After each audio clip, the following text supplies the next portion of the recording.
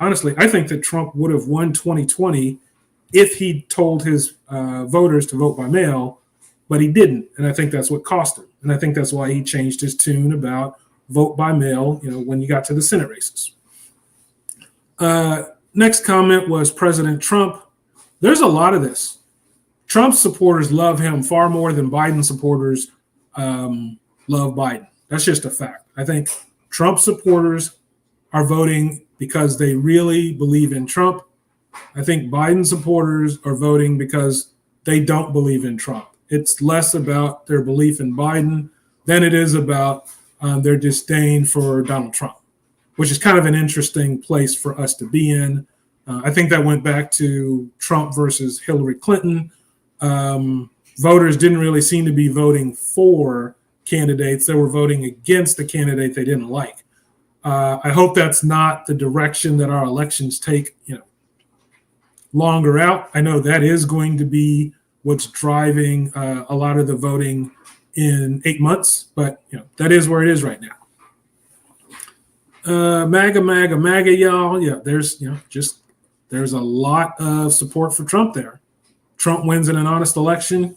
That's TBD. I think 2020 was honest. I think he lost, but I do think he would have won if he just told his people to vote by mail. So that's just kind of one of those things. He had the ability to do it. I think that he believed he was so far ahead that he didn't need people to vote by mail. He didn't just want to beat Joe. He wanted to crush him into the ground. And having his people show up at the polls in the midst of a pandemic, yeah, that would have been the feather in his cap to say, this is how far ahead of you I was. But, he took that calculated risk. It didn't work. He won't be doing that this time. I can pretty much guarantee you that. The Democrats have the title of best ballot box stuffer. How many votes did Biden get overnight when no election officials were present? He was losing when the count was supposedly stopped. The next morning, Biden was in the lead. Again, that just goes back to the mail-in ballots. That was, 2020 was an experiment. We had never used mail-in ballots like that before. So we had to learn how to deal with that. One of the biggest things we had to learn was how to report when you got mail-in ballots. And, you start with the things you know. We know how to count ballots at the polls. We know how to report the polls. What they didn't understand was the extent to which mail-in ballots were going to happen. Mail-in ballots were a substantial portion of the votes that came in 2020. And mail-in ballots overwhelmingly favored Biden. So we just didn't really know how to handle counting that, reporting that, but we figured it out. Again, Trump, this is why it's funny because you remember this video is basically the why do you hate Biden?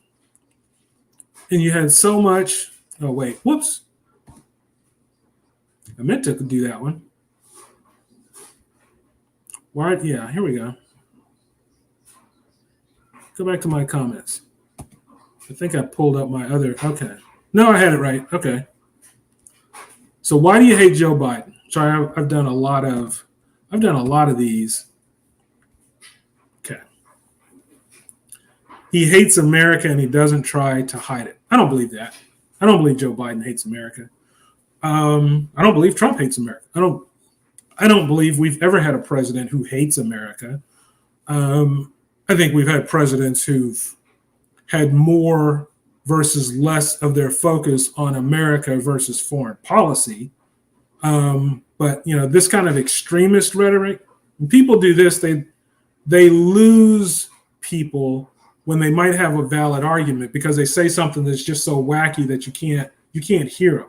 Like when you say the president hates America, I just tune you out. I'm not going to hear anything else you have to say, even if it's valid. So that's just one of those things where people should think, is this really the position you want to take, that Trump hates America? I mean, that Biden hates America or that Trump hates America? That's a little bit extreme.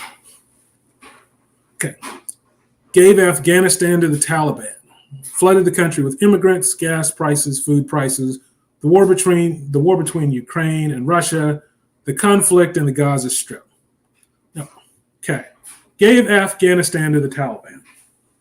I understand the thought there. We made a very hasty withdrawal, left a vacuum that the Taliban came in and took over. Okay, just saying, gave Afghanistan to the Taliban. I can understand that position.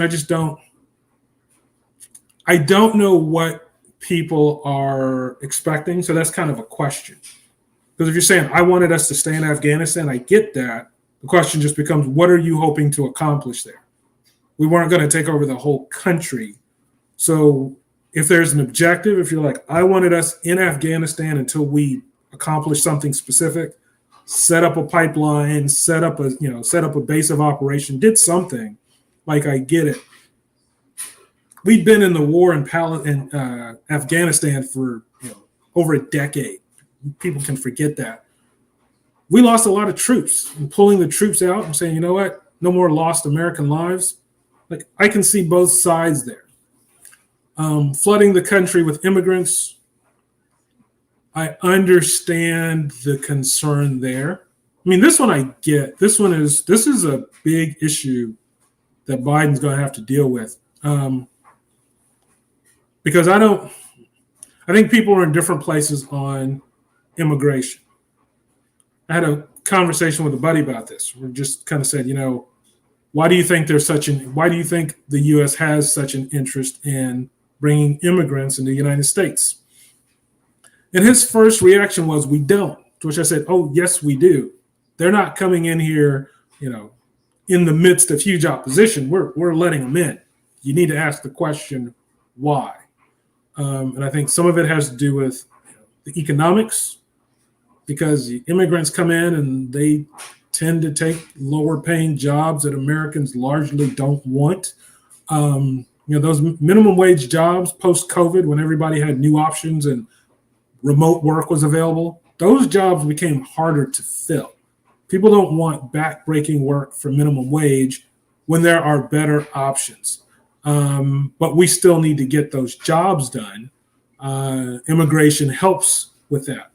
Immigration also helps with Social Security, because you end up getting people who are paying into Social Security when they're not necessarily going to be getting anything back out. Our Social Security, the way it stands right now, is scheduled to run out in about 20 years. Now, that sounds more dramatic than it is, because you can fund it from different places. You can do lots of things. But right now, Social Security's got a lifespan on it. And I don't think that the leader of the free world is necessarily going to be able to sit there and say, what do I need to do to fix it? Because that could be a huge issue. But if instead of fixing it, I say, you know what, instead of it running out in 20 years, can I get it to like 24 years? Can I just extend the amount of time that it's working while we look for other solutions? Yeah, I think that immigration helps with that. It doesn't fix Social Security, but it definitely helps. Gas prices, food prices, okay, I get that. Prices are up. Presidents do get judged on that. Joe's got to own that. But the war between Ukraine and you got to explain to me the issue about the war between Ukraine and Russia. I kind of understand it.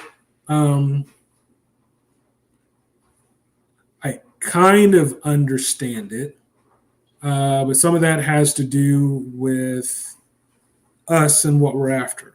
I mean, Ukraine used to be part of Russia. And there were a lot of concessions that were made by Russia to allow Ukraine to have their independence. But it was kind of the notion, this can happen, but there are certain things that we can't allow. And my understanding from the research I've done is we continue to allow Ukraine, okay, I got my dryer running, so you'll get some noise. We continue to allow them to get a little bit more independent, just like baby steps. And that led to the war. So, yeah, I don't like the war, but I guess I want, again, it goes back to what's the expectation here? The conflict on the Gaza Strip, if you're blaming the U.S. for that, I don't understand that one. It's like, yeah, there's a conflict. Tell me why are you blaming the U.S. for that? If it's Biden. I don't know how you blame either one for the conflict in the Gaza Strip. That's a really weird argument. So I would be just curious to hear people explain why they say that. I don't hate Joe as much as I can't stand. Oh yeah, this guy. As much as I can't stand your completely round face and forehead. I just came to this guy. Tell me you didn't subscribe to my channel, but he did come back. Hey, sorry, I woke up with a toothache. All right, I get that. He was in a bad mood. Somebody made a video and he just wanted to lash out. He's too okay. My dryer's going back off. He's too old unless he's reading the teleprompter. He's incoherent. Biden. Here's my question about the too old. Now, Biden is 81. He is the oldest president we've ever had. Trump is 77. Trump seems to be a little more mobile than Biden. Totally agree with that. But the too old piece, it's like, well, okay, Trump's not that much younger than Biden, so I put them both in that same extremely old bucket and just say, I wouldn't pick or not pick a president based on their age, not in this race. If it was an 81-year-old versus a 60-year-old, that'd be different. We don't hate the men. We hate who's behind the curtain. Okay. What are you saying that Obama's behind the curtain for Biden? Who are you saying is behind the curtain for Trump? You're saying we hate the men who are behind the curtain. So I'm assuming you think there's a man behind each. That's curious. Now, you shouldn't have to ask. His policies and decisions have been very detrimental to our country. That kind of depends. Some people are hurt by Biden's policies. Some people are helped by Biden's policies. That's why we've got the divide. Some people like where things are headed. Some people don't. Because, okay, the guy just wanted to chime in. What has he done besides destroy our country? Maybe you stop watching CNN. The personal attacks are always interesting. One, I don't watch CNN. What has he done besides destroy our country? Let's face it, half the country feels like things are headed in the right direction. It's just half the country does it. This isn't really the election is really kind of. Tell me if you guys hear my TV. I just realized I still had my TV on in the background. If so, I can turn it down. This is an election that's really kind of boiling down to big cities versus small towns. If you look at the way people vote, that's basically what it is. Big cities are voting Democrat. Small towns are voting Republican. And oh, by the way, if we look at what has happened from 2016 to 2020, you'll remember that there was a huge increase in voting in 2020. It was incredible. It was like roughly 25 million voters above what we saw in 2016. But here's the thing. Trump got an extra 10 million voters. Biden got like an extra 15 million voters. I'm using round numbers there just to simplify it. So, plus or minus a million. Democrats got a much bigger turnout than Republicans did. I didn't know that until, people were making comments and actually did the research to really look at it. So there are a lot of people who like the direction the company is heading in right now. And that's just one of those things that, people need to acknowledge.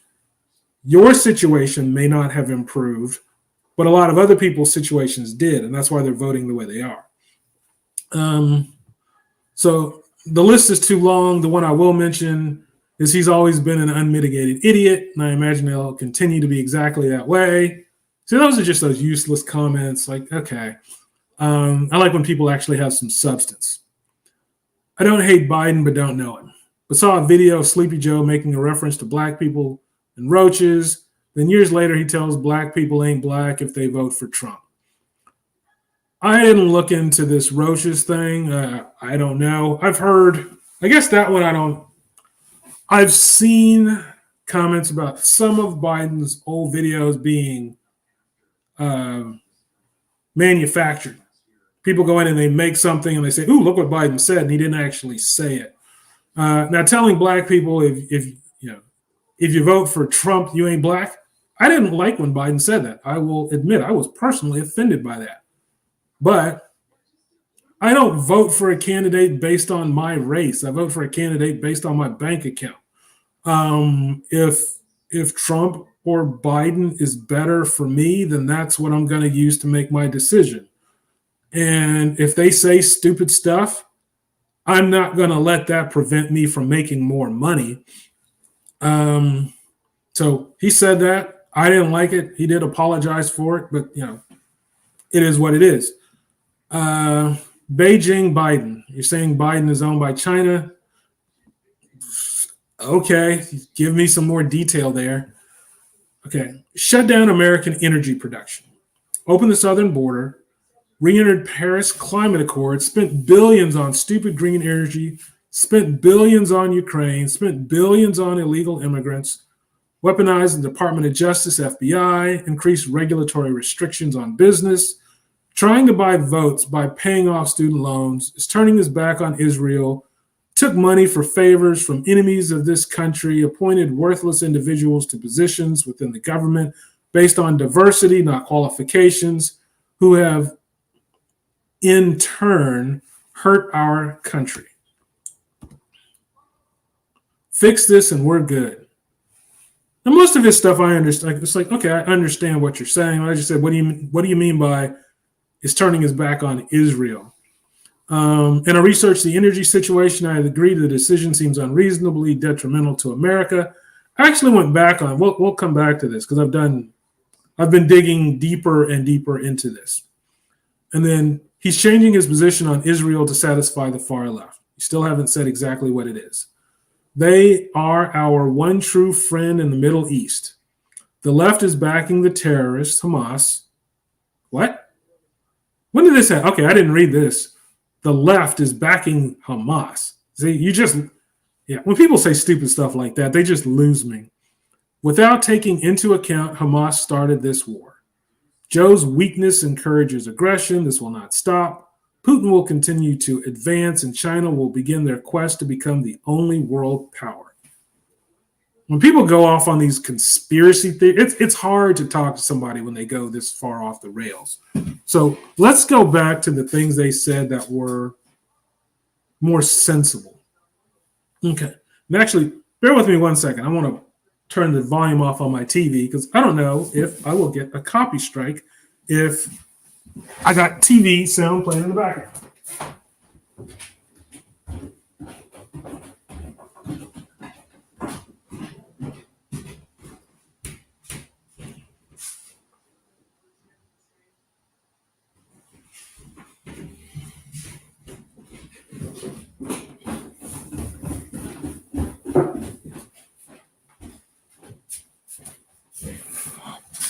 Okay, now I got no sound. Now I don't have to worry about any potential copyright infringements or anything like that. Okay, now shut down American energy production. This was very interesting to me. Joe did sign bills that it canceled American jobs. It prevented some oil drilling. That is a fact. And when I first looked into it and I read about it, I thought, well, I don't understand why he would do this. And I do disagree with his position. But there's something I didn't know. And it has changed my mind about this. I still don't like that we have canceled American jobs, but I do kind of understand it a little bit differently just by doing some research. True story here. I'm actually going to share this. I'll come back to this other screen. I want to show something because this was fascinating to me.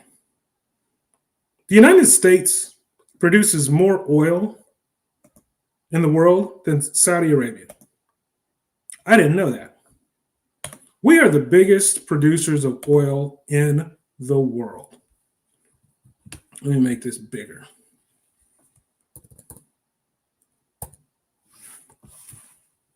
The top 5 crude oil producers and their percentage shares of world crude oil production. This is 22. I don't think 2023 is going to be that much different. U.S. is number 1. That surprised me. 14.7%. Then Saudi Arabia, then Russia, Canada, Iraq. Before I looked into this, I would have thought Saudi Arabia was number one. I wasn't that close to the issue, so I would have guessed that Canada did more than Russia, but I would not have guessed that we were number one. The other thing is, if you look at our reserves, we actually have 5 years of oil reserves right now. Meaning, if we didn't rely on anyone else in the world for oil, if we didn't drill another drop of oil, we've got 5 years worth of stock, and that doesn't include reserves, deposits we have that have been unproven to date. So it does create jobs, but it's not actually shutting down any energy production. There's plenty of energy. We have plenty. The question just becomes, do we need to keep drilling for more? Personally, I would. So I don't like the thought of shutting it down, but that's where this becomes politics. If you want to get back into the Paris Accord and you're saying, you know what, in order for me to not look like a hypocrite, I need to make I need to demonstrate that I'm also trying to scale back. Like, I get it from a political standpoint. Not saying it's right, just saying, okay, I kind of understand what he's doing there. Now, if I'm a guy who is not getting a job because Joe signed that bill, you better believe I'm not voting for Joe. At the end of the day, I vote my pocket. And if you take a job away from me, I'm not voting for you. But the notion that this is limiting our ability to produce energy is actually, that doesn't seem to be true, at least not in the short term. Open the southern borders, I get that. A lot of people don't like to see their tax dollars going to work for non-Americans. I can completely understand the position they're taking there. That's something Joe has to deal with. Re-enter the Paris Climate Accord. I don't know. Well, okay. Why would you hate him for doing that? Because you don't agree. Climate change is such a messy idea. If you say climate change, that's a very debatable topic. If you say pollution, that's not a debatable topic. But here's the argument against climate change based on the research I've done. This whole notion of climate change correction doesn't work unless everybody participates. So if you can't get Russia and you can't get North Korea to participate in this, you're just putting a Band-Aid on a mortal wound. So if someone says, I don't want to limit the U.S. economy because I'm putting a Band-Aid on a mortal wound, I get that. Like, why are we wasting our time on this? But I can also understand the argument, I want to take steps in the right direction. So it's a tricky it's a tricky thing to deal with. Completely understand people saying, I don't want to see us waste our time on this. But when people are saying they don't buy into like pollution, that's where you lose a little bit of credibility. Spending billions on stupid green energy. I don't know. I think it's dumb to not invest in green energy. I wouldn't invest in green energy at the expense of kind of oil and fossil fuels and all of that. Like, no, I'm not going to do that. But just thinking kind of 2 steps ahead, yeah, I would say that's a smart thing to do. Sheila came in. I lean heavily on Trump's side. I'm an immigrant. I am an immigrant because I agree with his policies, but he's reckless in his. I'm curious to hear something. Or Sheila, as an immigrant, I want to know, how do you feel about Biden's policies on the border? I'm actually curious about that, to hear from an immigrant. And while I'm there, let me try to do. I'm going to do your comments from back to forward while I wait. Sheila, what policies of his do you dislike? Jobs are up so high that the forecasts cannot keep up with the pace. Today's forecasts do not even come close to the number of jobs President Biden has created. All the GOP does is hire lawyers. Saudi Arabia reportedly cut production years ago. You can't fix stupid, and no real American wants to put Donald in. Okay. People suffer because of Don's lies about COVID. So more people died and upset family members voted for the first time ever. Sheila comes in and out. Okay, she doesn't want to answer a question. That's fine. You don't have to answer a question. Don't just. She made that comment. So I was curious to know what. I was really curious to know if she's an immigrant and she's siding with Trump. I'm just curious to know why she's siding with Trump. I don't really know how to relate to that from the standpoint of an immigrant. I would have assumed that immigrants would side with Biden because Biden's agenda makes immigration easier. But, I'm an outsider looking in. I could be very naive about some aspects of that. So,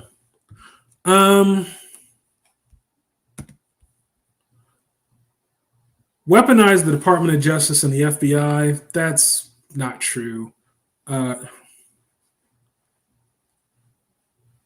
We have to look at something. There's no way around this. So I guess that was when we will. Here's where we get into this topic. I do think that there is a concerted effort to shut Trump's candidacy down. I completely believe that. I don't think that these lawsuits are just randomly all hitting him at the same time. But I don't think he's being tried for things he didn't do. I don't think he's being found guilty in civil court for things he wasn't guilty of. And I don't think that any of this would have happened to him if he had simply facilitated a peaceful transition of power. If Trump's position is, I don't agree that the January 6th, that the last election was legit, I get that. And I wouldn't, if he wants to say, look, I don't agree that this was legit. But in the interest of the country, Biden's been elected, so I want to display my support for him, peacefully transition power. If he had done that, I don't think any of this stuff would have happened to him. But I think that when he didn't peacefully transition power, and on January 20th, when Biden is making his, when Biden is accepting the office, Trump is holding a rally down the street, I think that's where people said, nope, now we're coming to get you. This was the thing that we needed you to do, and you did the exact opposite, and now it's personal. That's my take on what happened. And people are being strategic. It's like, look, we're going to get you, but let's face it, they're kind of doing what I would do. Like, I'm not just going to go after you when I go after you. I'm going to go after you when it really matters. I want to make sure this hurts. So yeah, saying Biden weaponized the government against Trump, I don't believe that. I mean, let's remember, the day Biden took office, almost all of Trump's allies abandoned him. They came out and their songs changed dramatically. So we can't really say it was Biden. It's like, who were Trump's allies once he was no longer in office? That's just the fact. That's just how it is. He increased regulatory restrictions on business. Yes, Biden did do that. That's a valid concern. Trying to buy votes by paying off student loans. Yeah, he was. I mean, that was floated. Hillary floated that idea first. But I don't know that, who actually got their loans paid off. That's the question. Took money for favors from enemies of this country.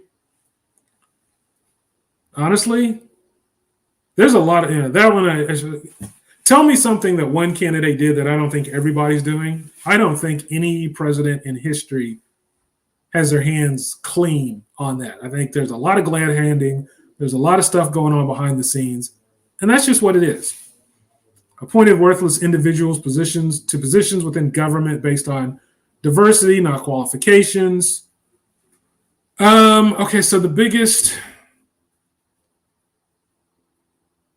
example of him putting somebody in kind of for a diversity would be, I don't remember that person, but basically he had someone who was trans in a very visible role and made it quite clear this is a trans individual and they're going to be respected in their role. And yeah, that was a photo op.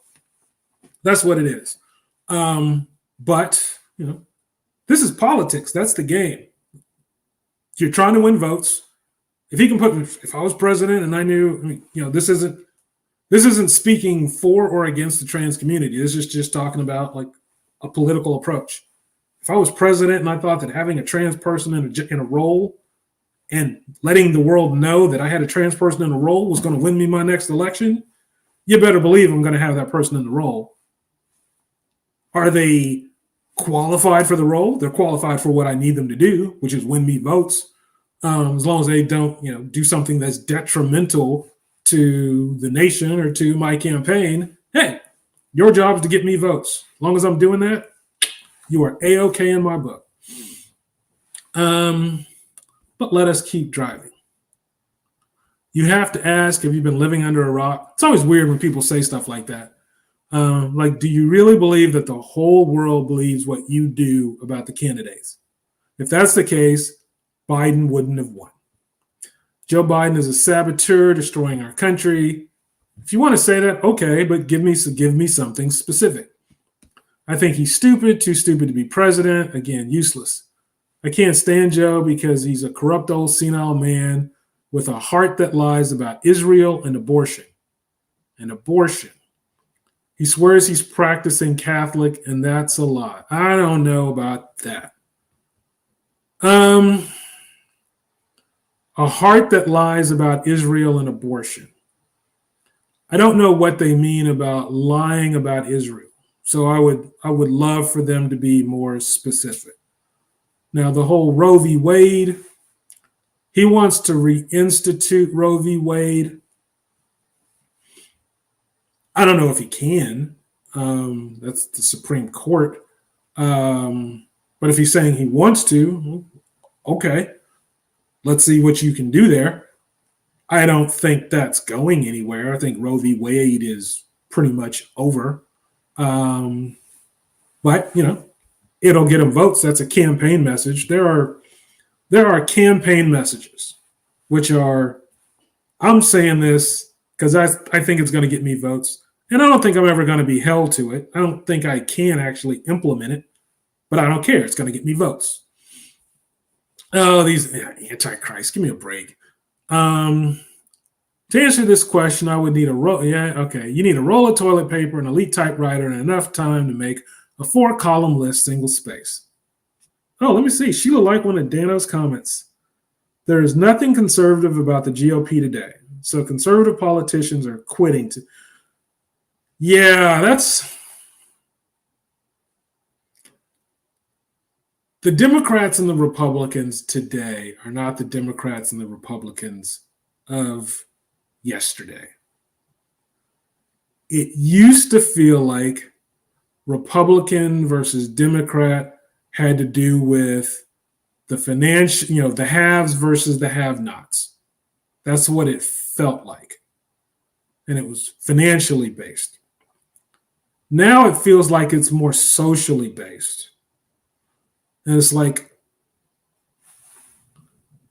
accommodating versus rigid.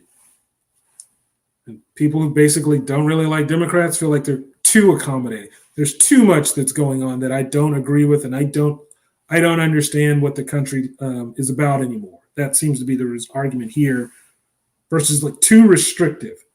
I can't live my life with all these rules, with all these backbreaking, the taxes and the cost of things is too backbreaking.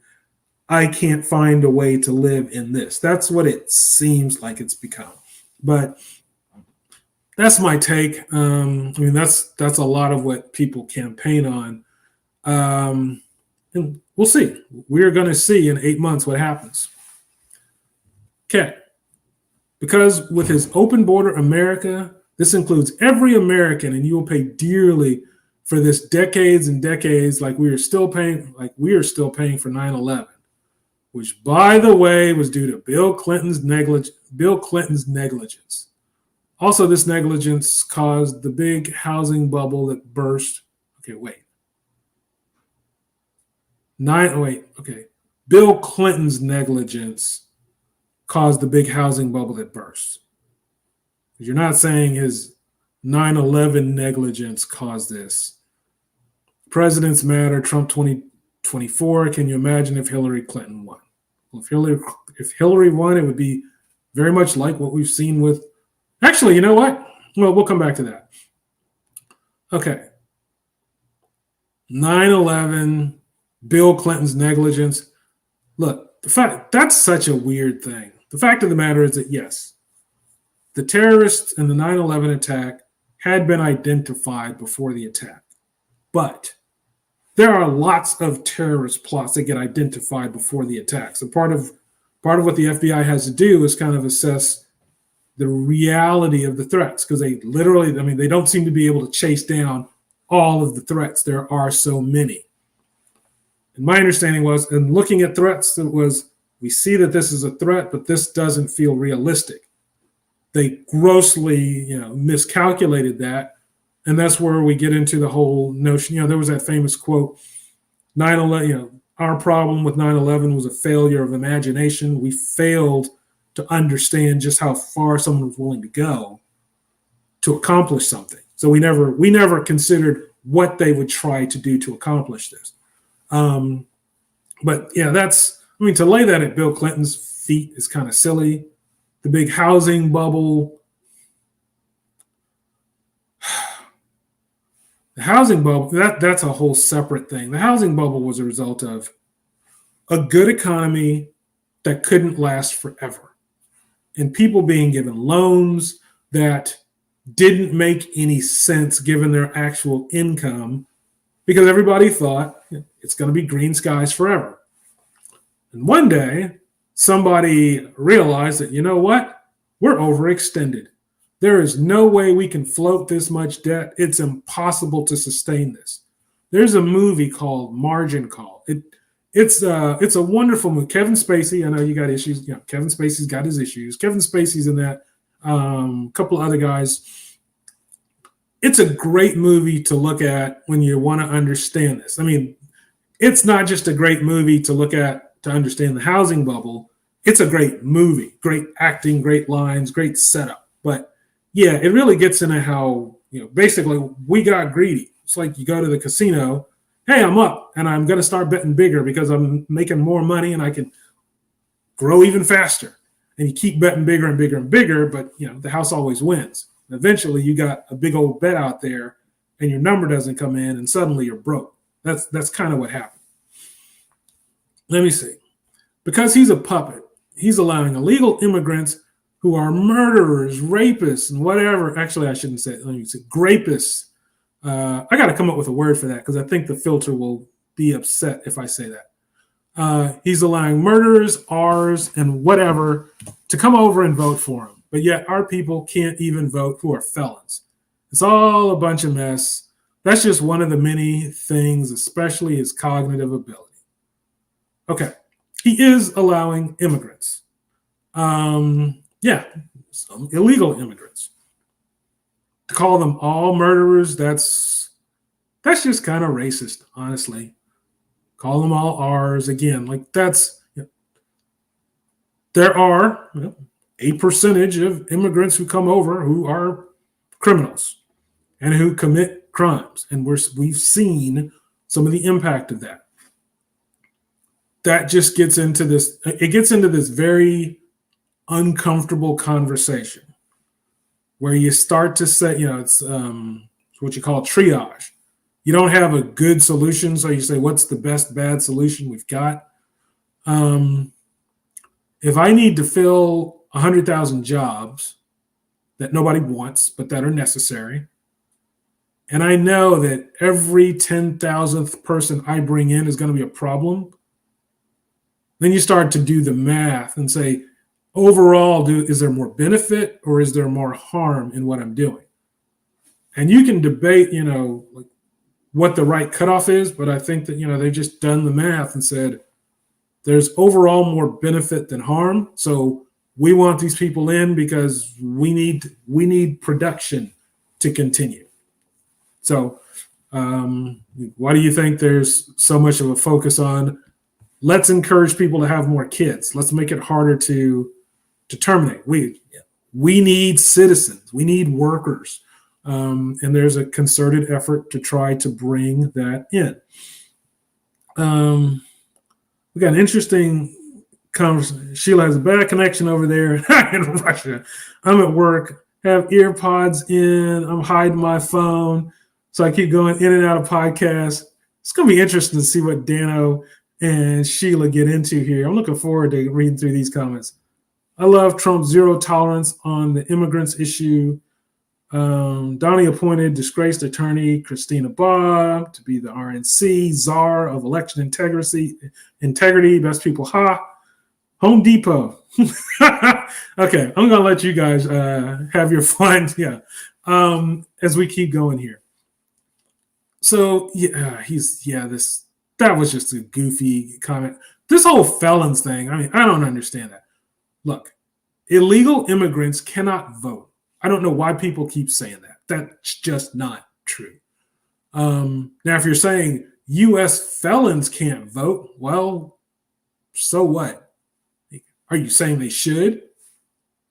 I'm not. If you're a felon and one of the penalties of being a felon is you can't vote for the leader of the country because you kind of got some weird views, okay, deal with it. That's how it is. He's been a joke and disaster as president. He will not close the border and took away our freedom. I don't know that he took away our freedom. I wouldn't say he took away our freedom. He didn't close the border. That's a fact. That's one Joe has to eat. He has a policy. It's funny. Our laws around immigration are actually similar to everybody else's around the world. It's our enforcement that's the deal. And that's, Joe is not really enforcing those laws. He's encouraging more immigration. Created 13 Gold Star families that could have been avoided. This is such a weird, I remember reading this when I was like, okay, this is such a weird statement. Now, when we were withdrawing from Afghanistan, yes, we were in a hurry to withdraw. And as a result, there was a bombing.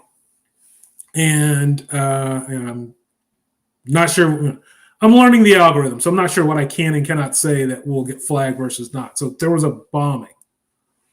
13 Americans were killed, 13 U.S. soldiers, and like almost 200 Afghanistan citizens. So this is, I don't understand.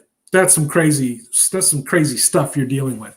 But yes, there were 13 families lost their children, and that is tragic.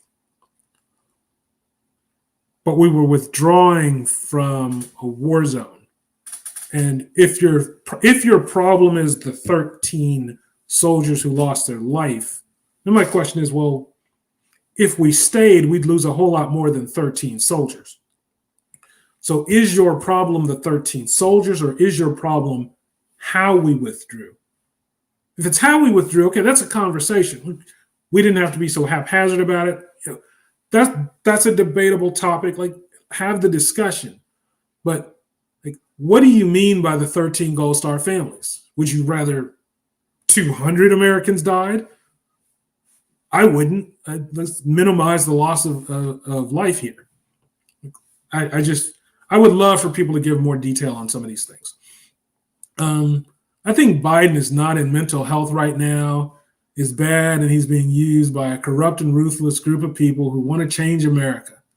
I will pray for all our representatives and people. God bless all of you. Not in mental health. Like, what do you mean? As long as you're not, some people accuse him of being demented, which that's just irresponsible to say. As someone who's lost family members to dementia and knows what it looks like, no, I don't believe Biden has any dementia at all. Dementia is a very ugly disease. And I don't think anybody who's accusing him of that has ever lost someone to dementia. Because when you see it, when you see someone you care about who doesn't remember who you are, now, when you really see what that does to people, you don't throw it around so haphazardly because that's just reckless. Being used by a corrupt and corrupted, that's all like, okay. This group of people doesn't like the policies that I like, so they're corrupt and ruthless. Well, deal with it. Half the country thinks that the other party is corrupt and ruthless, if that's what we're talking about. He messed up my life savings. I don't know what happened. That's legit. You mess up my life savings, I'm going to hate you, and I'm not going to vote for you either. He's a liar. He's a crook. He hates America. Again, just over the top. You lose people when you just go over the top and you don't give any context for what you mean. War, incompetence, hating me, calling me deplorable, division, lies, career politician, putting non-citizens before citizens, inflation, values. Okay.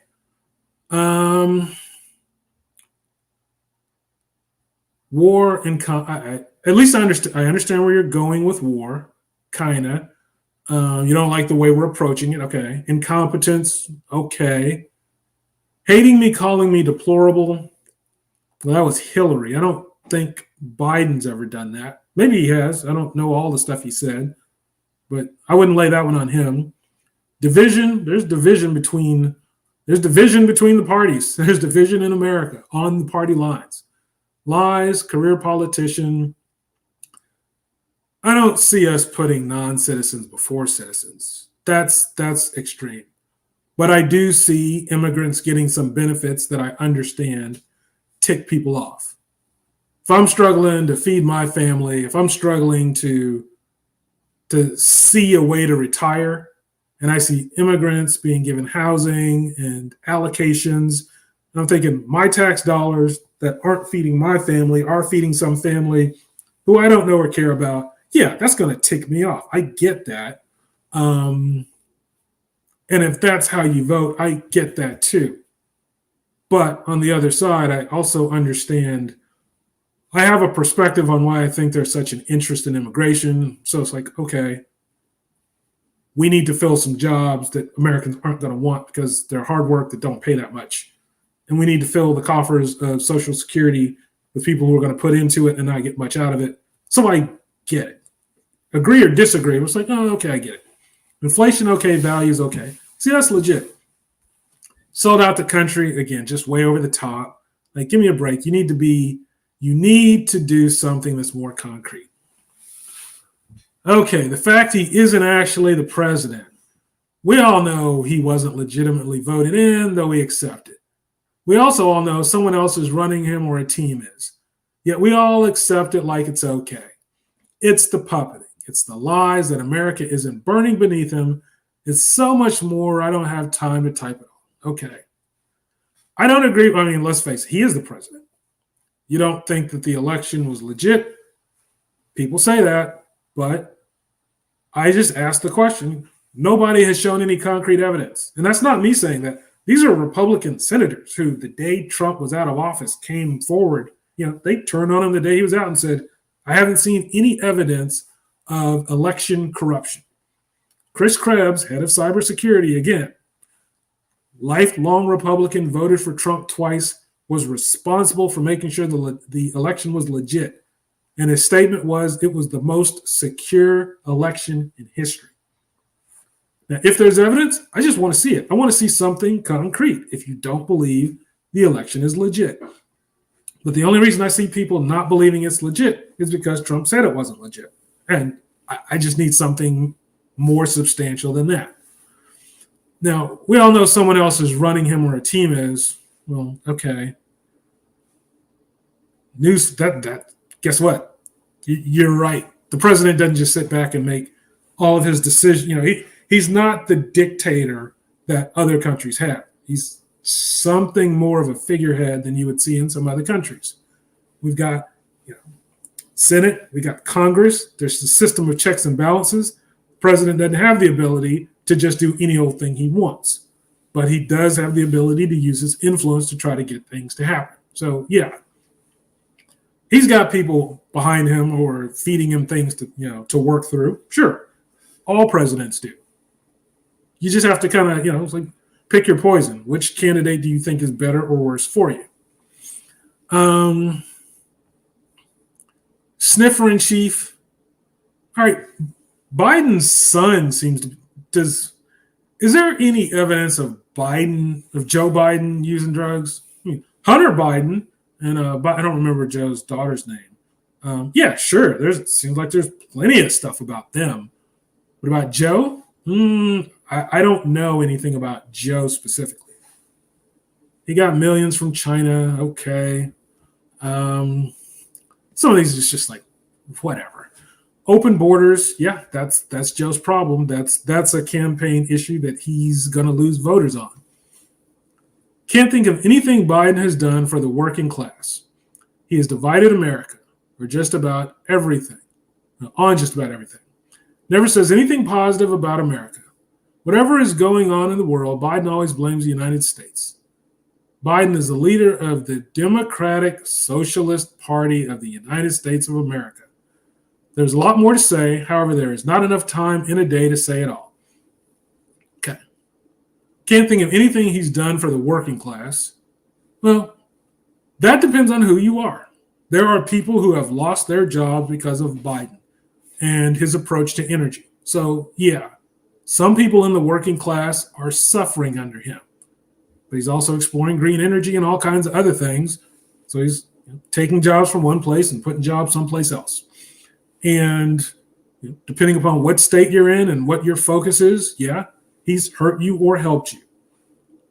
Let's face it, though, he's also stood on picket lines with, American workers. I think he did it as a photo op, but, he has visibly shown support for the working class.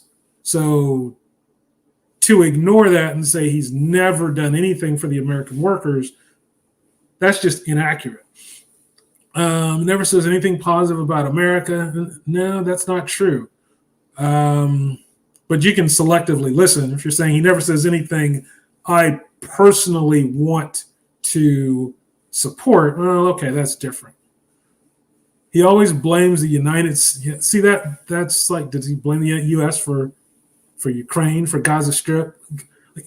When you go over the top like that, you just lose people. You got to keep it more factual. Don't just make these crazy statements that can't possibly be true.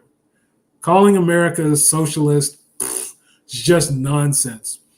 Okay. Afghanistan withdrawal honestly has led to more instability in the region. Okay, that's actually true. Also gave billions worth of military equipment to our adversaries. Are you saying he left equipment that our adversaries picked up? Or are you literally saying he went over and handed equipment to our adversaries? I think he's saying he left equipment that got scooped up by people who didn't need to have it. And all of that's true. Southern border, it's a complete disaster.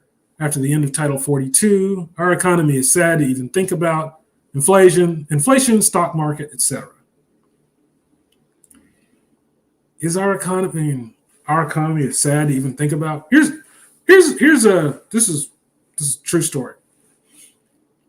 I did a projection on the economy. I want to say second quarter of last year. This is for something else. And when you looked at the projections, we were actually supposed to be in a recession, either Q4 of last year or Q1 of this year. That was all the industry analysts' expectations. You don't have to take my word for it. You can Google this. The expectation was that we would be in a recession right now. And the fact of the matter is this was supposed to be as far out as we could hold before the recession hit, was the end of Q3, which is, January, February, March. But we're not in a recession. So from an economic standpoint, we've actually outperformed the expectations. Now, maybe your position is the economy is not as strong as it should be. That's a different conversation. But to say that he's trashed the economy, that's not true. We should be, it should be disastrous right now, given the projections that everyone was making about a year ago. So, that doesn't get talked about enough. Honestly, I think that Joe should talk to that more. If he's trying to encourage voters, he needs to speak to that more. There are things I think Trump needs to speak to more. There are things Biden needs to speak to more. I actually think Biden needs to speak to where the economy is versus where people thought it was going to be, to get more credit for kind of the situation and what has happened.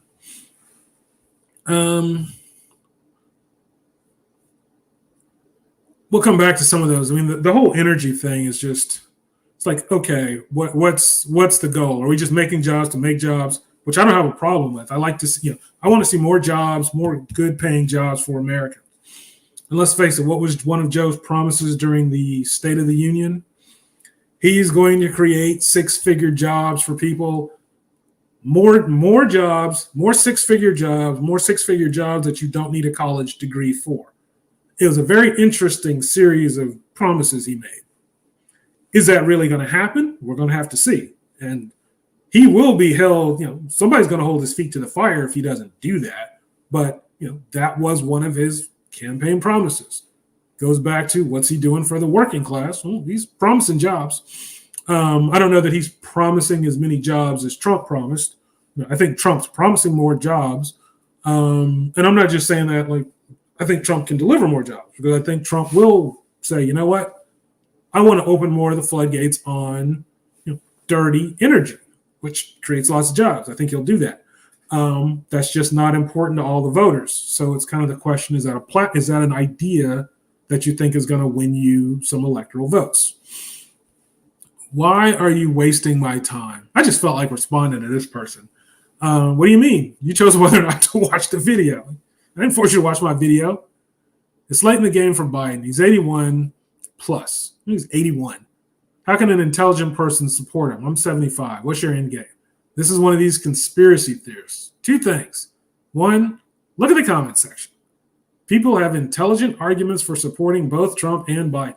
Not everyone thinks like you. Number 2, Biden's 81, but Trump is 77. So I'll put them both in the same bucket regarding age. They're both old fogies. If that's what we're playing, we'll call them both old fogies and just move on. We need to stop looking at people from opposing party lines and assuming that they're stupid since they don't prioritize the same things we do. Most voters seem to be making rational decisions. They just might not be using your personal rationale. Not everybody has the same thoughts about the border, and that can drive the way they vote. Not everybody has the same thoughts about energy, about oil, and that will impact the way they vote. You might have a big fat SUV. Person next to you on the highway's got a Prius. You guys have different values. It is what it is. 50 years in politics, but did nothing but get rich and want to stay in power until he's 85. 50 years in politics, okay. Did nothing but get rich. I mean, come on. That's, just over the top. I can't afford food under Biden. If he wins again, that's okay. I'm participating in January 6th Part 2. Plus, he said I'm not black if I don't vote for him. If you're struggling under Biden, I get it. Don't vote for him if you're struggling under him. I'm not going to vote for a candidate who hurts my pocket. Just not. There was one person who said, actually, I don't know. I flagged one comment. One person made a really crazy statement about what they're going to do if Biden wins. And I was like, this is getting flagged. YouTube, you guys take a look at this, because I don't think this person's really going to do what they said, but I'm not going to sit here and look at some crazy pseudo-terrorist rhetoric and just hope for the best. Some people are actually out of their minds, and they will post and they will let you know that they are lunatics right here on the chat. It surprises me the things people will admit. But, some of this, this isn't the extremism I saw in that other post. So I don't take this guy seriously. Could be wrong. Could be. But if Fritz Topher goes crazy as Biden wins, if Biden wins and if Fritz Topher goes crazy, well, okay, we can come back and say it was premeditated. Plus, he said, I'm not black if I don't vote for him. Yeah, that was a stupid thing Biden said. And it ticked a lot of people off, and he deserves to get whatever, if he loses voters because of it, that's on him. Shouldn't have said it. But I did see him apologize for it. Not that it matters. I mean, he still said it. You're apologizing because it didn't resonate the way you wanted it to. You're not apologizing necessarily because you're sorry. But that's a whole separate thing. Looks to me like there's a ton of reasons in the comments. Yes, that's why I asked the question. Another stupid sheep, or is he being facetious? Okay, so I'm asking a legitimate question. If you're going to insult, this is just me personally. If you're going to insult me and you're going to use big words, spell them correctly, but that's kind of its own separate thing. There's not enough room in the comments section to tell you what he's done to ruin this country. It's not just him, it's the far left. Open borders, inflation, canceling the pipeline, pressing for green agenda. He poops his pants. This is that's Dano language. EU falls upstairs. What an embarrassment to this country that guy is. Open borders. Yep, that keeps coming up. Now you really get a sense for how big a concern this is to some people. This is a really big issue for people. If I'm Trump, I'm hammering on this when I campaign. The borders, Biden screwing it up. That would be my number one selling point if I'm Trump, because that seems to be the thing that most often comes up as Biden's problem, that's his Achilles heel. But you got to really get in there and you got to really work it. And you've also got to know how to work it, because this election, I really believe, is going to come down to Michigan. And if that's not an issue for Michigan, and this is what you lead with, well, you're screwed. So you need to think about your philosophy for Michigan. I think that, and honestly, this is just me. What do I know? I think Trump's already lost Michigan, because Biden went to Michigan and stood on a picket line, which at the time, when he did it, I didn't understand it. I thought, why would the president go stand on a picket line? Of all the things that he can be doing with his time, he's choosing to stand on a picket line. If I'm president, I don't have time for that. I'm sending somebody to do that. Might be a cause I completely believe in, but I'm not personally going and standing on a ticket line. I'm the leader of the free world. I got stuff to do. He did that for a reason. He's not just doing it. If I'm in Michigan and I am picketing for better work conditions, and the president comes over here and the president says, I'm with you guys, well, guess what? He's getting my vote. Because here's, you got one guy campaigning and you got another guy who's saying, I'm standing right here on the picket line with you, helping you to get better work conditions. You can't tell me anything that's really going to convince me not to vote for him. Michigan never Trump ever since 2018. Look at the election results. Well, actually, Michigan voted for Trump in 2016 and then for Biden in 2018. So if I'm just thinking about presidential elections, Michigan is very much at play in theory. But Biden has gone to Michigan, and Biden has stood on a picket line to talk to the employees about what to help the employees understand that he stands with them and seeing their work conditions improve. And I think that's going to win him Michigan.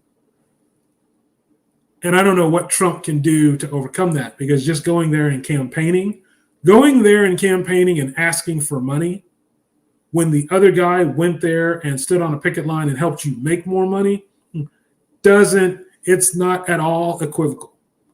So Trump's strategists are going to have to come up with something amazing to take Michigan. And if they don't, That's probably the whole race right there. Where have you people been?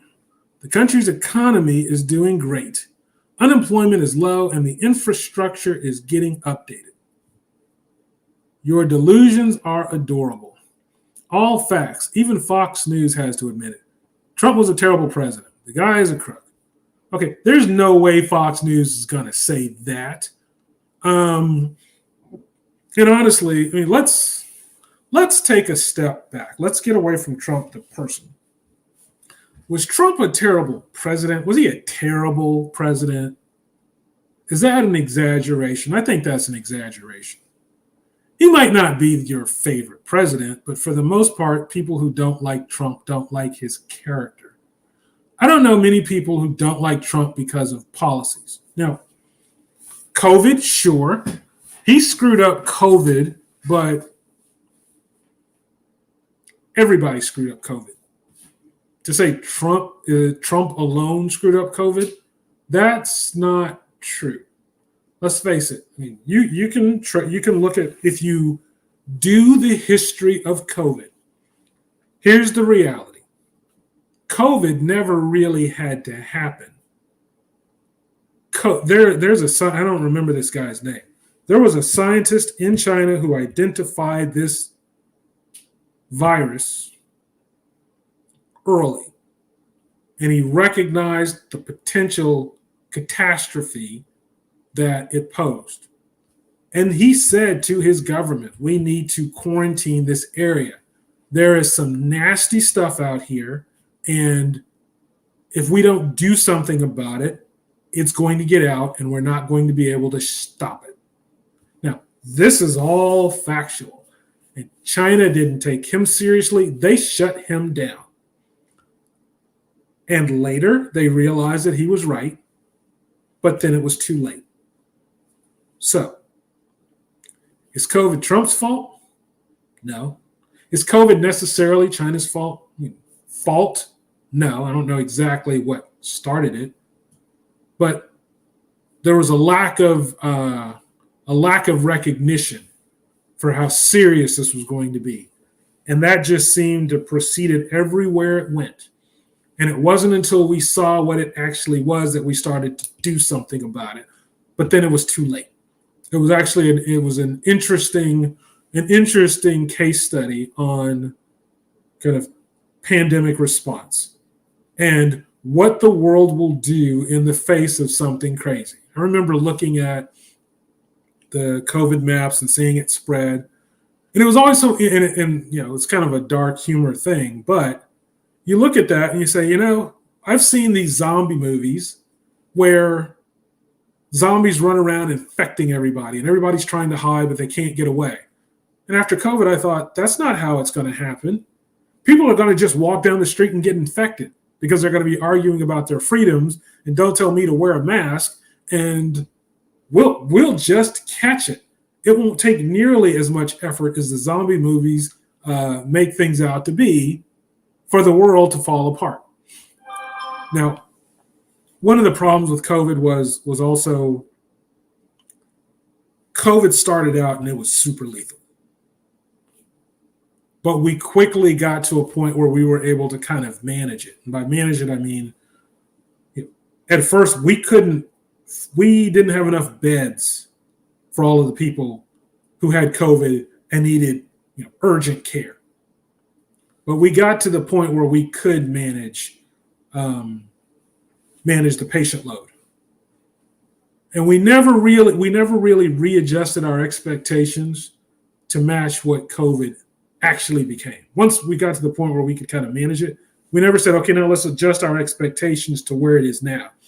We still treated it like a super pandemic when, like now COVID is basically, it's like, hey, get your annual COVID shot.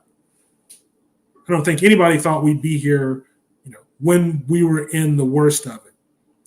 But just before the worst of it, Trump went out there saying, oh, this thing will be done by, what was his comment? It was something like, oh, this will be done in like 4 months. It'll be over by the summer. Basically, he didn't think it was going to last. I think his first projection was, oh, this will be over by the end of April. It was February, and he's saying end of April. I'm like, well, that clearly wasn't true. So yeah, he messed that up, but so did everybody else. So you kind of have to spread the blame around a bit on that. Let me come to a couple of the comments here. So Dana says, I have a very simple question. Why would you vote for Don the Con? Is it his R record, his record of stealing from his supporters? Or maybe you like him selling top secret nuclear secrets. When fake news reports the booming economy, their hosts cringe and moan. I love it. Trump compared COVID to the flu. He lied, then lied, and lied again about COVID. So yes, over 100,000 people died thanks to Don the Con. He underestimated the impact COVID was going to have. So did the rest of the world. So, like, I think Australia kind of did a good job. But if you looked at the maps, the U.S. wasn't the country that was handling COVID the worst. You could look at, like, I think Italy really got it wrong. I think a lot of places really got it wrong. And by comparison to them, we didn't look quite so bad. But yes, COVID was a problem. That's something that you could, if I'm Biden in the Biden camp, that's something I could kind of attack. But at this point, COVID is not an issue anymore. So I don't know that you really win voters by arguing about COVID. It's just not a big enough topic anymore. But let's continue because we've got some Trump comments and they'll be fun. Border security talked about don't hate Biden, don't like Biden. I don't care about Joe Biden. What I do hate is the cabal that is anti-American and seeks to destroy the pillars of foundation that the republic stands on. America is a constitutional republic with a Bill of Rights. What the heck are you talking about? Somebody just they watched some government network news show and they're just kind of semi-parroting what they hear. But that's basically a big old word salad where you haven't said anything of substance. The government is meant to protect those rights, but the First and Second Amendments remain under attack.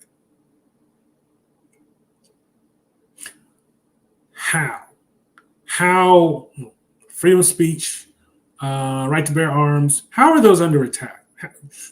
Right. I post a monthly update on mass shootings. It's not one of those things that I like to do, but it's one of those things that I'm going to use my platform to do because I don't like how the only time we talk about mass shootings is when there's a celebrity or when it's a school. There's a mass shooting in America every day, a mass shooting. Most of them never get reported because it's nobody you knew. It's not a story. We've reached a point where it happens so often that we don't think about it anymore. It's just part of life in America. Now, no one is trying to ban guns. And even if they were, I don't know how it would work because most mass shootings are perpetrated with small firearms, pistols, handguns. Most mass shootings do not involve assault rifles. They're legal guns that any kind of ban is going to have pretty much zero impact on. So this notion that somebody's trying to take your guns, that's just false. But what is true is that we're trying to figure out what we can do about mass shootings. Don't seem to have any good answers. I mean, the head of the ATF basically said that it's a snowball. I'm paraphrasing him. He said it's an uphill battle that you're kind of going downhill on. You're being pushed down. You're not making progress. And he commented on how it was funny. He commented on how he said it's going to become just a way of life around here.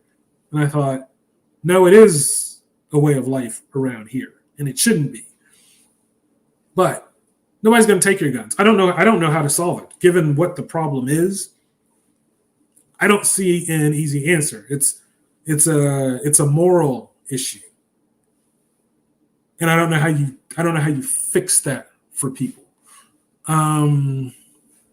You can demonstrate, more of an appreciation for human life, but is that necessarily going to fix the problem for people? If somebody fails out of their master's degree and decides that since they can't become rich and famous now because they didn't get good grades, they're just going to go shoot up a movie theater, like what's the answer there? I don't know what to do about that. Last line of defense in this country has been the Supreme Court, but it's simply a matter of time before they will be stacked. Before they will be stacked for Democrats, the Supreme Court is very conservative right now. It's stacked conservative. Roe v. Wade is gone because the Supreme Court is stacked conservative. So this is one of those things where I just think, what are you talking about? Okay, because he said I ain't black if I don't vote for him, that keeps coming back. Biden will lose some voters because of that. It was a stupid thing to say. If he loses some voters, that's on him. His open border policy, allowing hundreds of thousands into the states unvetted. His pouring of millions of dollars into Ukraine, forcing the conflict to keep going in the hopes that World War III will start. And then all his family dealings will vanish in the country that was once Ukraine, but will be turned into a wasteland eventually. It's like, give me a, oh my God, he's secretly trying to bring about World War III. Some of these conspiracy theories are just over the top, out of control. Okay. Just had to take a quick little peek. Wait. Steve, you sent me a text during the stream? Let me see. Oh, no, wait, an email. Okay. Wait. Did you send me an email just now?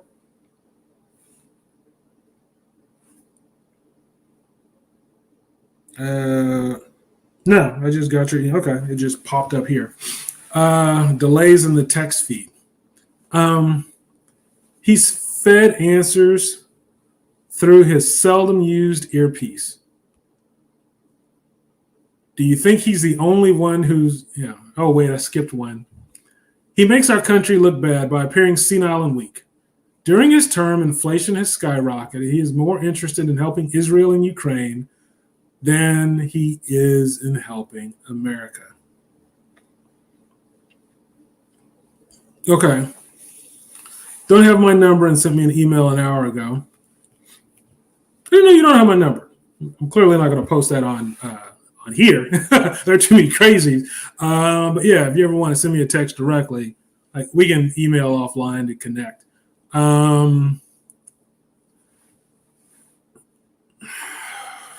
It's just, some of this stuff they say is just, it's not supported by the facts.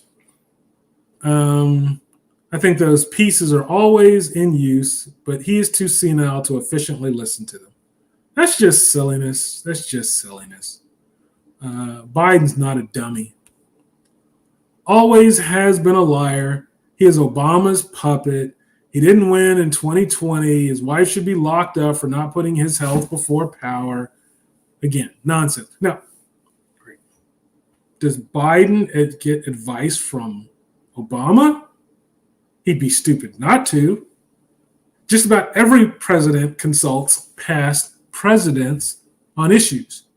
They are a very elite little club that people cannot relate to. So, yeah, I would imagine that Biden talks to Obama a lot. I would imagine that he talks to Bush a lot and Clinton. They are a club. Obama talked about that a bit. He is sell everyone to China. Yeah, okay.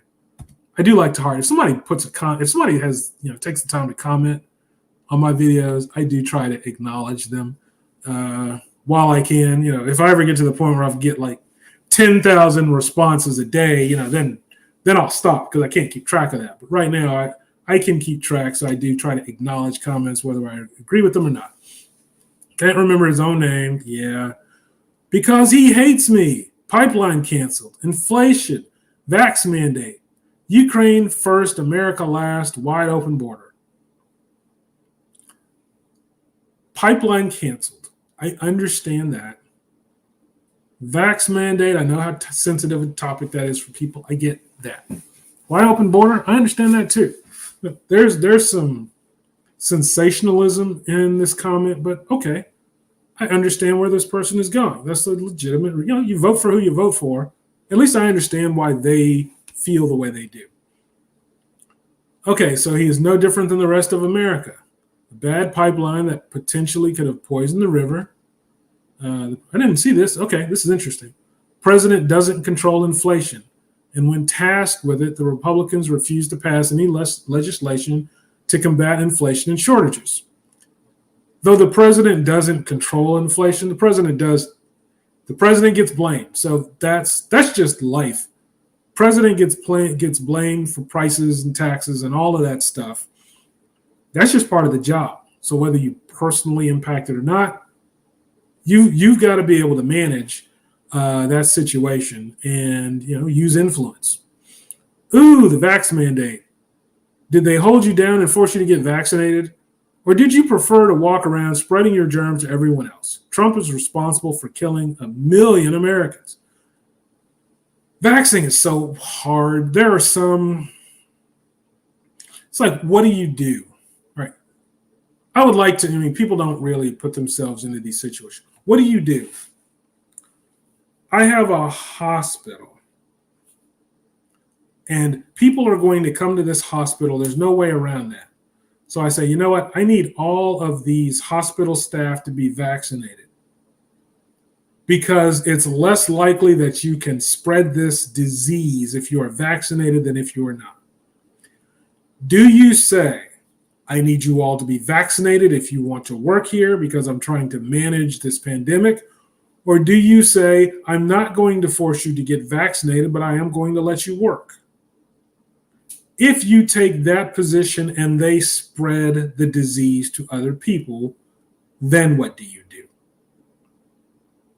Path of least resistance in those situations. At some point, you have to try to take some steps to fix things. And part of that's going to be driven by how serious you think the vaccine is. Now, it's legitimate to say that, hey, the vaccine, let's say quickly, for the sake of argument, quickly progressed to a point where it was actually manageable. So mandating vaccines at that point, you could argue, wasn't as important. But did we know that at the time? I don't understand how you take issue with someone saying that people in certain jobs that are going to come into contact with the public have to be vaccinated when we think there's a deadly disease and we don't want the contagion to spread. I don't understand that. He didn't force Joe Blow around the corner to get vaccinated. He didn't force me to get vaccinated. I am vaccinated. I didn't get vaccinated right up front because I didn't originally trust it. But over time and seeing people and not seeing side effects, I thought, I would have expected to have seen something by now, and I'm not seeing the kinds of mass side effects and adverse events that I would have expected. And at that point, I started to feel a lot more comfortable with the idea of the vaccine. I also talked to lots of people, so I knew what it's like, what did you experience in the days after you got the vaccine? I just wanted to understand what was I signing up for. Where is this Ukraine first, America second? Is Putin now Trump's running mate? You must like Putin. Yeah, Russia. That was Trump's border. Remember the bill Trump ordered Congress not to pass? Yeah, Trump owns it. The border thing is so messy. And I won't even get into like Trump's early positions versus kind of where we are now. But the fact remains, Joe's position on the border is much more open. It's clearly leaning much more open and accessible for people than Trump's. And that rubs people the wrong way. People are saying, Joe, we think you're being way too lax. We need something that's not quite as liberal as what you're proposing. Well, that's legitimate.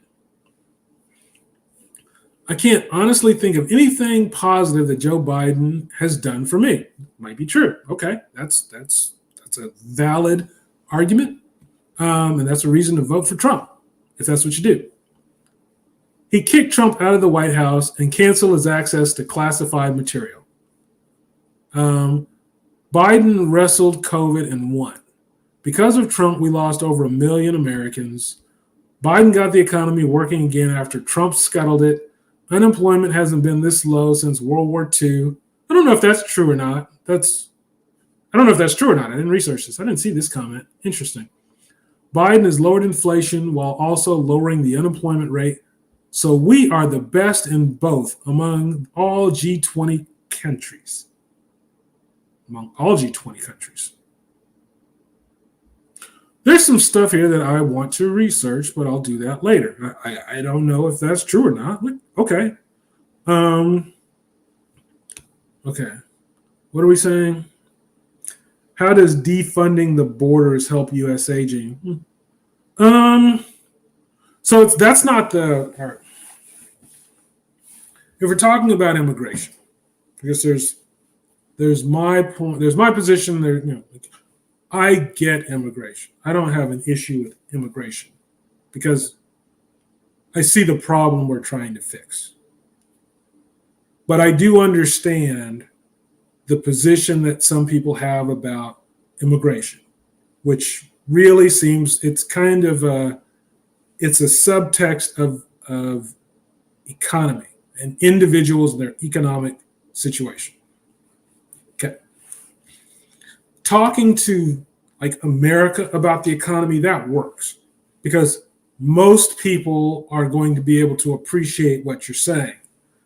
If the economy, we're talking when you talk immigration, with a lot of people who have a problem with it here, illegal immigration. So, legal immigration, illegal immigration, I see the difference, but the issue, people who have a problem with it, lump it all together, and they generally just call it all illegal immigration. Plenty of immigrants come in legally and go off to be productive citizens. Plenty of immigrants come in illegally and go off to be productive citizens.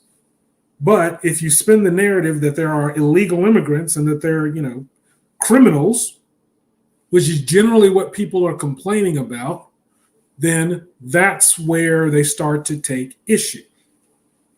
But, that's kind of a subtext. The piece where I understand where people's heads are is cost. When you've got immigration, immigrants are coming in, and people are seeing housing for immigrants, healthcare for immigrants, food and clothing for immigrants, and they're struggling, that can create an issue. That can create an issue where someone feels like their tax dollars are helping some other family instead of their family. I'm having a hard time putting food on the table for my wife and kids. I don't want to see my tax dollar going off and helping some other man's wife and kids because that doesn't feel fair. That's basically what people seem to have a problem with. Like if you look at immigration, if you look at jobs being filled that people don't want, I don't think people really have a problem with that. If you have Social Security coffers being filled with dollars that people aren't going to be able to take out because they don't participate in, they won't benefit from Social Security. I don't think people have a problem with that either. It's just the way that immigration is being spun. People are focusing on illegal immigration, and they're lumping everything into illegal immigration. And then it becomes a problem. So I understand why it's an issue. I think that Trump's PR group is better than Biden's PR group. But at the end of the day, the dollar is what talks. And if more people feel like they've benefited under Biden than Trump, well, I don't care about the rhetoric around immigration. I care about my bank account. I think Joe's got more people who believe that he's the best choice for their bank account than Trump does. That's what we saw in 2020. That's what I think we're going to see this year, but we'll see. Border, you keep seeing people say the border is that rare combination of corrupt and inept. Let me see. When anyone can walk right across the border, we can expect more terrorist attacks, more drugs, more criminals, and more crime. Yet the USA makes it hard for me to bring my. Oh yeah, that's all right. That's a whole different. Getting into your story. We'll come back. Yeah, that's a. I don't know how true this is, but it was interesting to see that when you looked at kind of terrorism, if Iran, let's for the sake of argument, let's just say, if Iran wanted to bring terrorists into America, actually the easiest way to do it seemed to be to send them to Mexico and have them illegally cross, because we are so open that it just becomes math. Even if you're only successful 10% of the time, you get plenty of terrorists into America. Let's just be realistic for a second. Does anyone believe that we are stopping terrorists from entering America? I certainly don't. I don't think that there are no terrorists in America. I don't think there are no sleeper cells in America. I just think that we've done a good enough job of preventing a lot of severe attacks. And as far as I understand, one of the big terrorist tactics was not to send terrorists to America, but to create them here. Use your social media platform to preach your philosophy and convert people who are already in America and then convince them to go out and do bad things. We have enemies abroad, and we can't stop them. We cannot entirely shut them down. So we have to fight as best we can.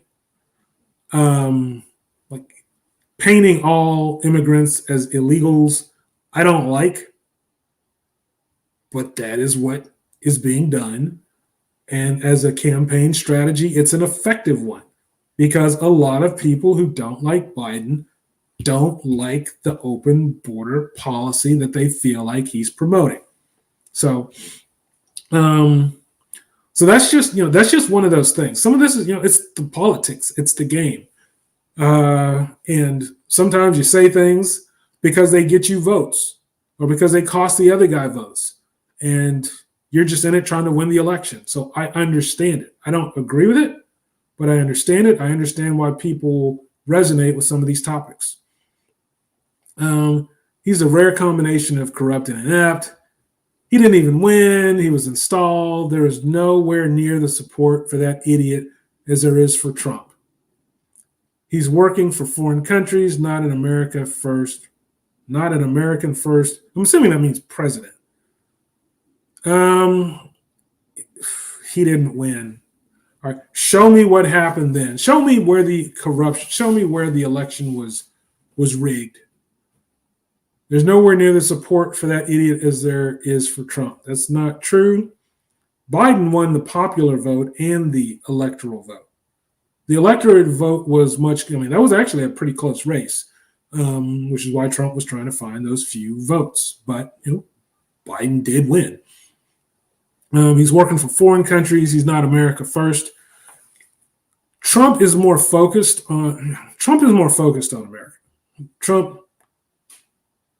he does. Okay. As an aside, one of the things that I did was I went after government contracts. That was actually part of when I owned my own business. That was part of what I did. I never won any. I got close, I feel like, once or twice, but I never won one. But one of the things that I would see, this is me doing market research. You can go to federalbiz.gov and you can literally see all of the contracts that are up for grabs with the government. The government does like $500 billion in contracting every year. If you are an entrepreneur, if you've got a small business, if you're not looking at what's available in those federal government sites, then you're missing out on a potential massive stream of income. I looked in that at market research jobs because I was always curious to see where things were coming, because I know If I ever land one of those and I do good work for them, it might be a 3-year, I might get locked in. It's like they might do a 3-year contract or a 5-year contract. The first year is your trial year. And if you do good enough work, you get locked in for 2 or 4 more years. I land one of those contracts, basically my life is set. I can build enough cost saving into the subsequent years to make it extremely profitable. And I'm not talking about cutting massive corners. I'm just saying, look, year 1, I hire subcontractors to help me with stuff. And if they like the work I'm doing, then years 2 and 3, I hire people who work for me. And it's a lot less expensive than hiring subcontractors. And that's all profit. In the Obama administration, there was more of a focus on foreign affairs. We wanted to know how we were winning hearts and minds abroad. And that was important to me because I am more competitive with international projects than I am with U.S. projects. I can bid on a U.S. project, but my cost structure is no better than anybody else's. So I don't really expect to win anything in the U.S. Abroad, I can save all kinds of money because it's me. If it's going to save me money, I'll spend 48 hours flying to the Philippines to do market research. Most companies, the guy wants to get there fast. But I'm like, if it saves me money, I can lower my overhead costs. I can send you bids that are very competitive. I would do that. When Trump came in, he focused more on the U.S. And some of the things he did were things that I felt we really needed. I felt like we had been grossly underserved when I saw them. He had more of a focus on veterans, more of a focus on veteran services, helping veterans get back on their feet. And when I saw those come through, I thought, this makes sense. We should have had more programs like this all along. But all of the foreign stuff vanished. We stopped caring about winning hearts and minds entirely, at least as far as the contracts that I saw coming through. It went from a river to nothing. And some of the stuff we did was, in my opinion, silly, like trying to figure out how to keep the post office whole at a time where the mail is kind of useless. Do you get much useful information in the mail nowadays? I don't. I get texts. I got auto pay on all my bills. The mail is mostly junk. And the stuff I do get that I care about doesn't come from the post office. It comes from FedEx and UPS, all my Amazon Prime stuff. If the post office falls, you know what? Do we need it? If it falls, it's because we don't really need it. So spending a lot of time focusing on that, yeah, it's America first, but is that the best use of our time and our energy, trying to keep industries alive that don't need to be kept alive? Or does some of that hearts and minds stuff work? So, yeah, Biden spent more time focusing abroad, but I'm not going to say he's not America first. That's sensationalism. I don't believe that. I just think that he has more of a focus on foreign affairs and foreign relations than Trump does. And that's where you get into, electorates and decisions and what's valid for you versus someone else. What is an idea that you actually feel, is worth voting for, is worth choosing a candidate of. Okay. Biden is part of Bohica. Oh, wait, I skipped something. Has done a hell of a lot more than Donald Trump. Trump, 4 years in office, produced nothing but chaos and lies. Compare Joe Biden's record to Donald Trump's record. Joe Biden is a better president than Donald Trump, period. Again, sensationalism. Trump, 4 years in office, produced nothing but chaos and lies. That's over the top. That's not true. I don't think Trump was a bad president. I think people don't like Trump because of a lot of. I didn't mean to type that. They don't like him because of a lot of eccentric things he does. And we'll look at it, but most of what happens is people don't like how he conducts himself.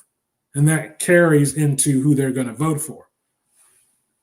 And that's legit. You want a president who you feel confident in. If your president's doing stuff and you think it's crazy, and you're like, I'm not confident in this guy. Oh, okay. Now, what is this? Okay, Bohica. Biden, Obama, Harris intentionally corrupting America. He's controlled from behind the scenes by Obama.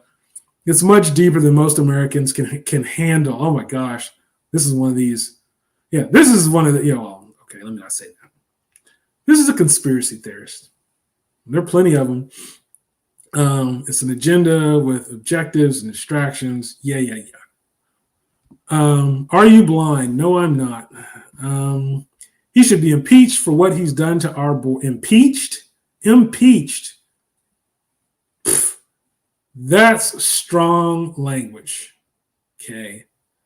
Is he aiding foreign enemies? No. So let's kind of tone all this nonsense down. Afghanistan, it began there. We now look foolish in the world's eyes. I don't think we look foolish in the world's eyes. Keep in mind, we're one of the richest countries in the world. A lot of people depend on that U.S. dollar. We could do really dumb stuff, and people are still going to say, you know what? You're still the U.S.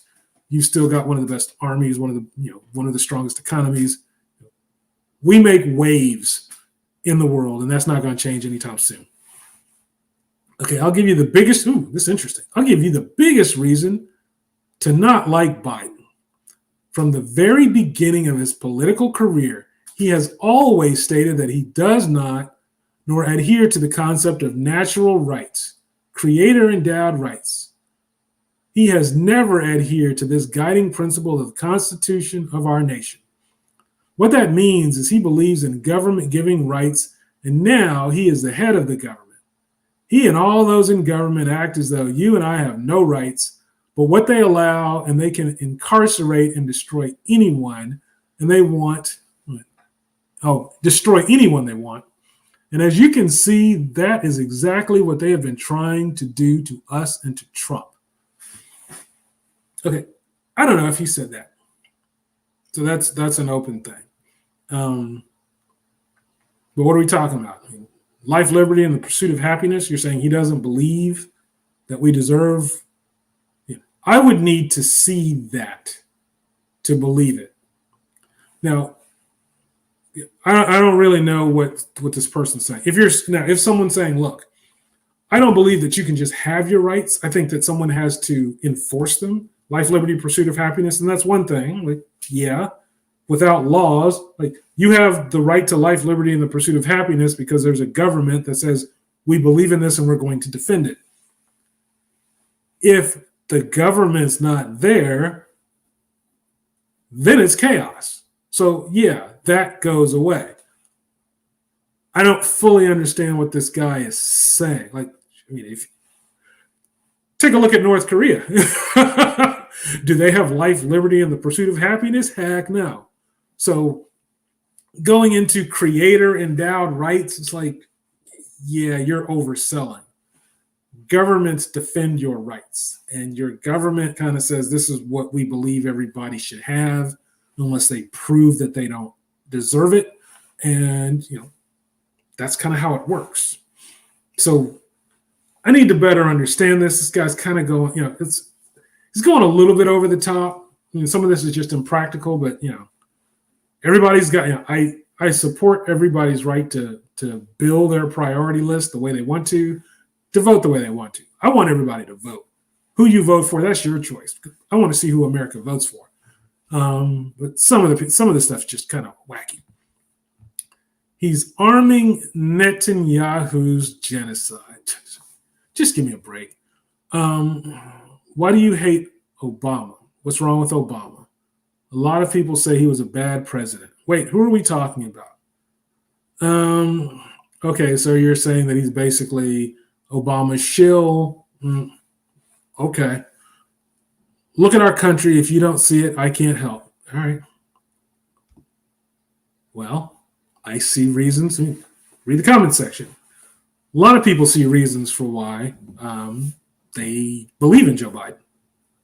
It's not that I hate Biden. There's a lot of real estate between love and hate. I disapprove of the president because he emboldens our enemies. He damaged our economy by being anti-energy. He's been caught selling access to our government, and he is mentally inadequate, as evidenced by his inability to convey complete ideas and his refusal to debate. Okay. He's emboldened our enemies. Has he? Has he? What are we saying here? He pulled out of Afghanistan and gave them more space to operate. If that's what you mean, okay. Yes. I can if that's what you mean, I understand your position there. I do believe there was a power vacuum that our enemies were able to fill because we withdrew. But we had been in a protracted war, and you do have to say, what's the goal? Why should Americans keep dying in Afghanistan becomes the question. Like, tell me what we're like. Are we just over there hoping that the Afghani people don't come over here and attack us? Because I mean, they haven't come over here and attacked us. So, what's the purpose of staying? I guess that's the question. Why are explain to me why more Americans should die? Because I don't think they should. He damaged our economy by being anti-energy. That's actually not true. He's not anti-energy. Now he's canceled some pipelines, and yeah, if you want to say like he did take away some jobs. That is all true. But damage the economy, that's overselling. Some people are going to be ticked off because there were some good jobs that they don't get to have. There are other jobs that other people are going to get to have. And yeah, you kind of have to choose. If I lost my job or if I missed out on a great job because of Biden, then that's going to cost him my vote. But you got somebody else on the other side who's getting a job in a different area, and that's going to gain him a vote.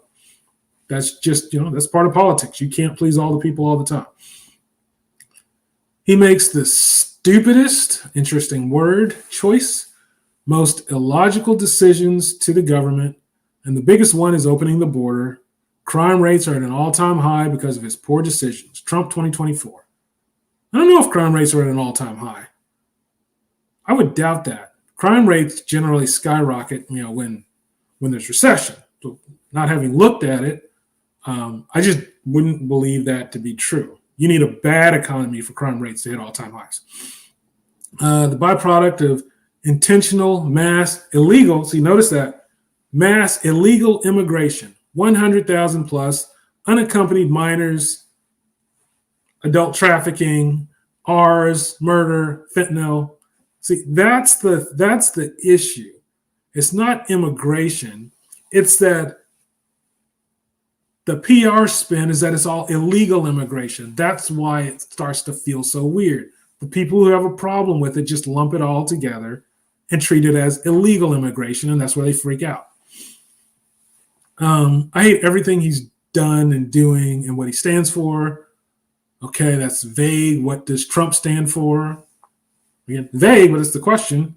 Look up Agenda 47 on Trump's website. Well, I'm not going to go do that.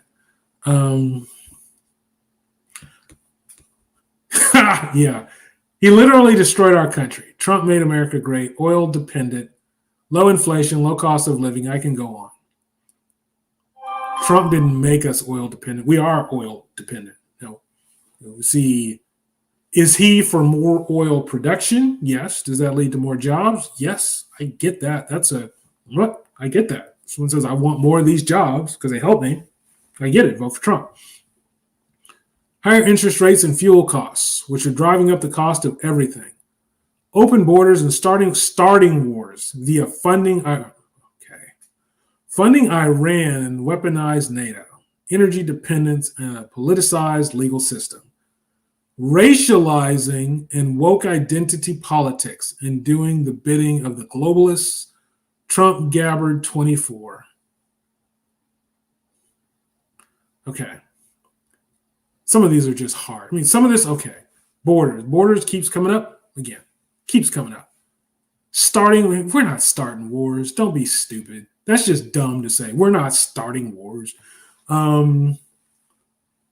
A politicized legal. What are you saying? It's politics. It's called politics. So, are you complaining that he's a politician? Like, what do you mean? Racializing and woke identity politics. There is, Biden is more woke than Trump. And if woke is a problem for you, I get it. Woke is annoying. What woke has become, let me say, is it what woke has become? Woke is this weird, there are things that we need to fix. I think that everybody should get a fair chance. I don't think everybody does get a fair chance. But I do think that can get overblown. And some people complain about not having a fair chance when the fact of the matter is, no, you have a fair chance. You're just kind of lazy. You want an unfair chance. You don't want to have to do as much. But to say, when people start talking about this, what I think they're saying, which is not true, is that, as long as you are, a minority, minority is not an outlier, LGBTQ, that, as long as you are an oppressed, one of these oppressed groups, disenfranchised groups, you get an advantage. And that's just not always true. That's not true at all. It can afford you some advantages. It can afford you some disadvantages. But the media message does kind of beat people down with a degree of wokeness that I think everybody's tired of. People want to live their lives without kind of constantly being told that they're evil individuals for existing. And yeah, we can kind of go too far down a path with that sometimes. So I get the resentment people have. I don't run around thinking, do I think the people around me are woke? No. I don't. If you ask me who's woke in my social circle, I don't know. I don't know anybody who's woke. Woke is something I hear on TV, used in a negative to talk about people who are more accommodating than I am. However, Trump does a better job, his PR does a better job of positioning him as anti-woke than Biden, who doesn't position himself as anti-woke. And that divides voters. So you got to decide, is that going to win the voters or not? Is the woke side better than the non-woke side from a voting standpoint? I don't know. I don't really know the answer to that question.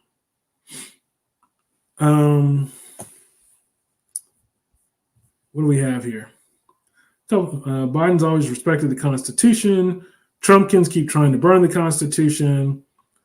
MAGA will never give this a thumbs up. MAGA hates truth and reality. Trump uses a 747 to travel across the USA. How many people travel with him? 3 or 4. You talking about Air Force One, or are you talking about something else? What used to mean is people doing the research on issues. Today, MAGA does not have a clue and cannot define conservative. I think woke has evolved.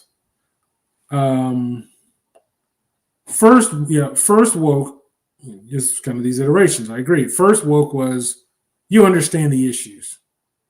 Then woke became you're on a certain side of these issues. And then woke became I'm sick of the people who are beating me down with these. It became this negative thing. Trump owns Trump. Okay, I don't know this. So this is Trump owns a 747. Are you saying he doesn't use Air Force One and he uses his own plane? Okay, I got to look this up. That's curious.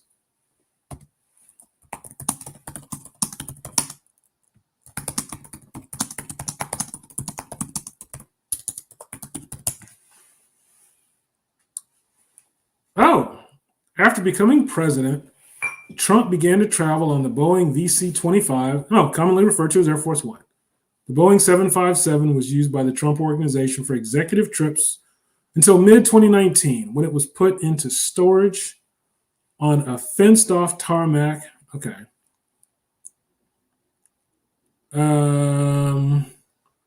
At Stewart International, where it remained until late 2021. So Trump Organization, well, they start off talking about Boeing VC-25s. And then the Boeing 757 was used until mid-2019. So I'm not sure what he's on. Trump Force, okay, I'm not going to go down that. Okay, I'm curious about that. I'm not going to go all the way down that rabbit hole right now. But, okay, so he was using Air Force One, and then he switched to something that is now defunct, and I'm not sure what he's currently flying. 757. Okay. So Trump took Air Force One out of commission. Let me see. Where are we? Oh, yeah. So immigration, questionable dealings with China under his son's name. But I have a question for you. What has Biden done for America? Well, there are a lot of people who have jobs right now that they attribute to Biden. There are a lot of people. Let's just look at Michigan. There are a lot of people in Michigan who stood on a picket line and are now saying that their work conditions are improved, and it's because of Joe Biden. That's what's going through their head, and him standing on the picket line did impact that. Did he have an ulterior motive? Of course he did. That's what they do. But fact of the matter is, he stood there, and those workers saw it, and they got better work conditions. And that's going to win him votes. And that's why I think he's going to win Michigan. I think that alone is going to win him Michigan. He screwed up the border, got people killed in Afghanistan. He's not capable of speaking one clear sentence. And he gives in to all special interest groups and doesn't care about the American people. Other governments think he's a joke. He screwed up the border. I understand why people say that. They just, that's his Achilles heel. Got people killed in Afghanistan. That's a weird one. 13 people died in that bombing. But the alternative was a lot more soldiers dying in staying in that war zone. So, how are you making that decision? Not capable of speaking one clear sentence. That's just stupid. Special interest. Everybody is motivated by special interest because special interests pay. That's just, if you think that Trump isn't motivated by special interest, then you're nuts. Every president is motivated by special interest. He had consistently not accomplished anything relevant, and in doing so had the audacity to acknowledge that he had done something. The economy is bad, but maintains that it's great. His dealings with the immigrant issue is not great, as we have endured many American citizens dying. One group even shot at police and was set free. Shot at police and was set free. Okay, I need to look at I got to look at that. College students murdered and couldn't even acknowledge the incident. If you really believe the president is doing this country a service, you are part of the problem. Some people can only see the world through their lens. And they think, I don't like the way the country's going, so nobody should like the way the country's going. But that ain't the case. There are a lot of people who like the situation we're in right now. And we're going to find out on Super Tuesday whether more people like the current system or the former system. Look where we have come in the last 4 years. It's been horrible. Everything went out of control. Gas, food, person can't even make it with Trump. Oh, can't even make it. With Trump, I was living good, so that's a no-brainer. But the cost of living has increased worldwide, so explain that, please. The U.S. dollar used to be the standard. Now it's that Bidenomics. Quit trying to blame Trump. They created that virus. Yeah, okay. The conspiracy theorists are just going to come out and be crazy. You just got to start skipping over them. I can't deal with stupid stuff like that. He condones subpar execution by basically his entire administration, but then has his media trolls lie and say that everything is awesome. We're talking about, okay.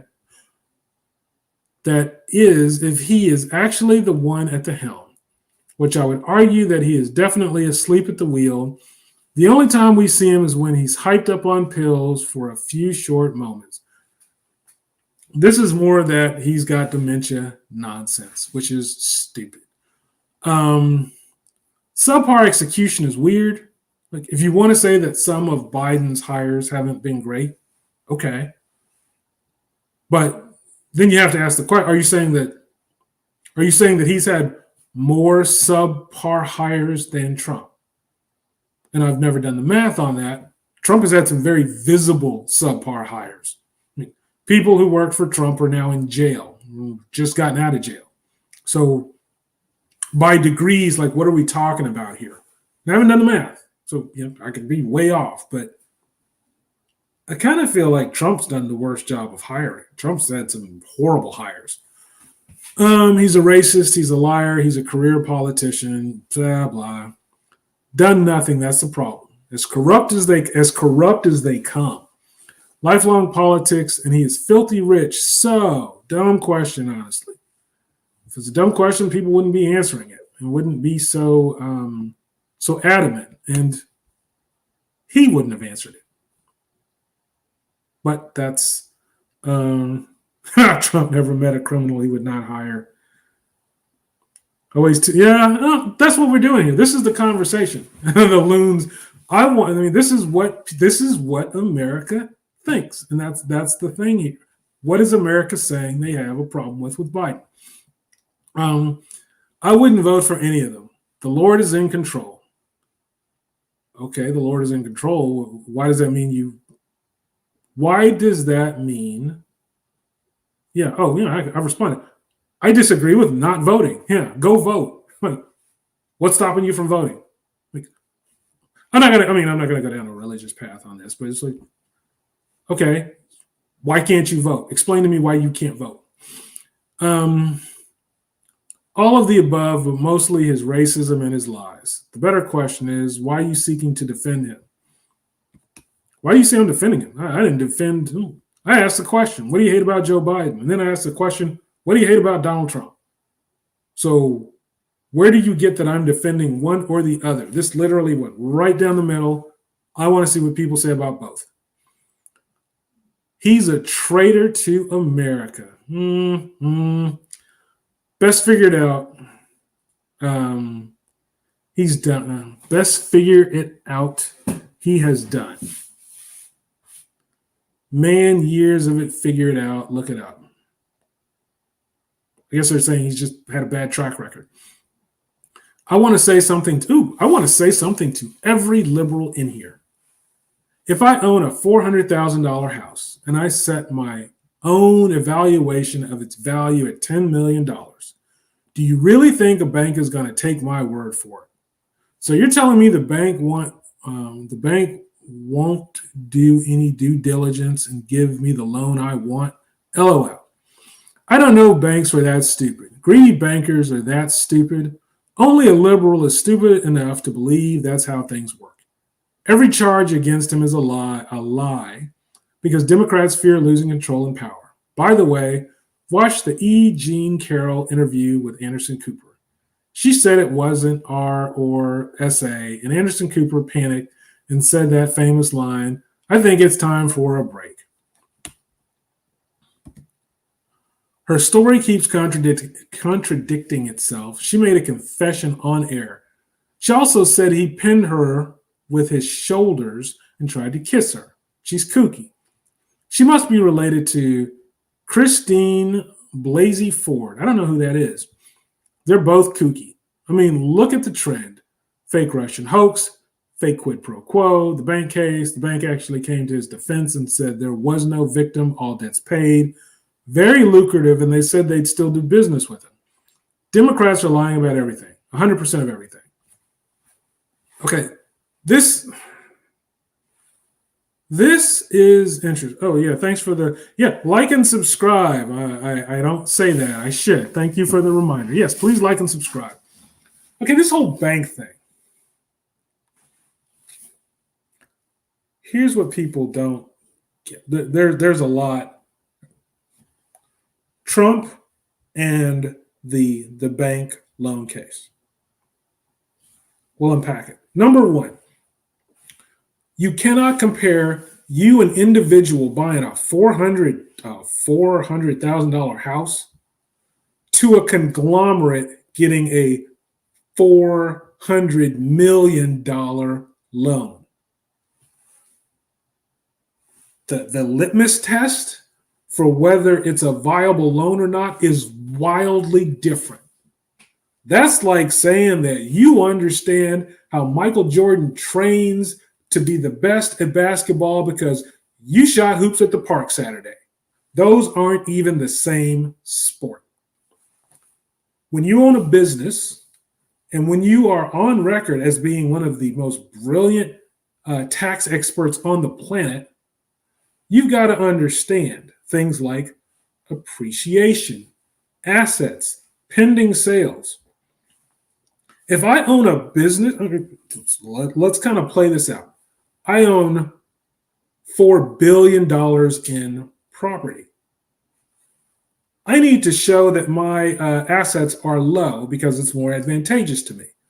Okay, let me talk about the depreciation of my assets because that lowers the numbers and it gives me the negotiating position I want.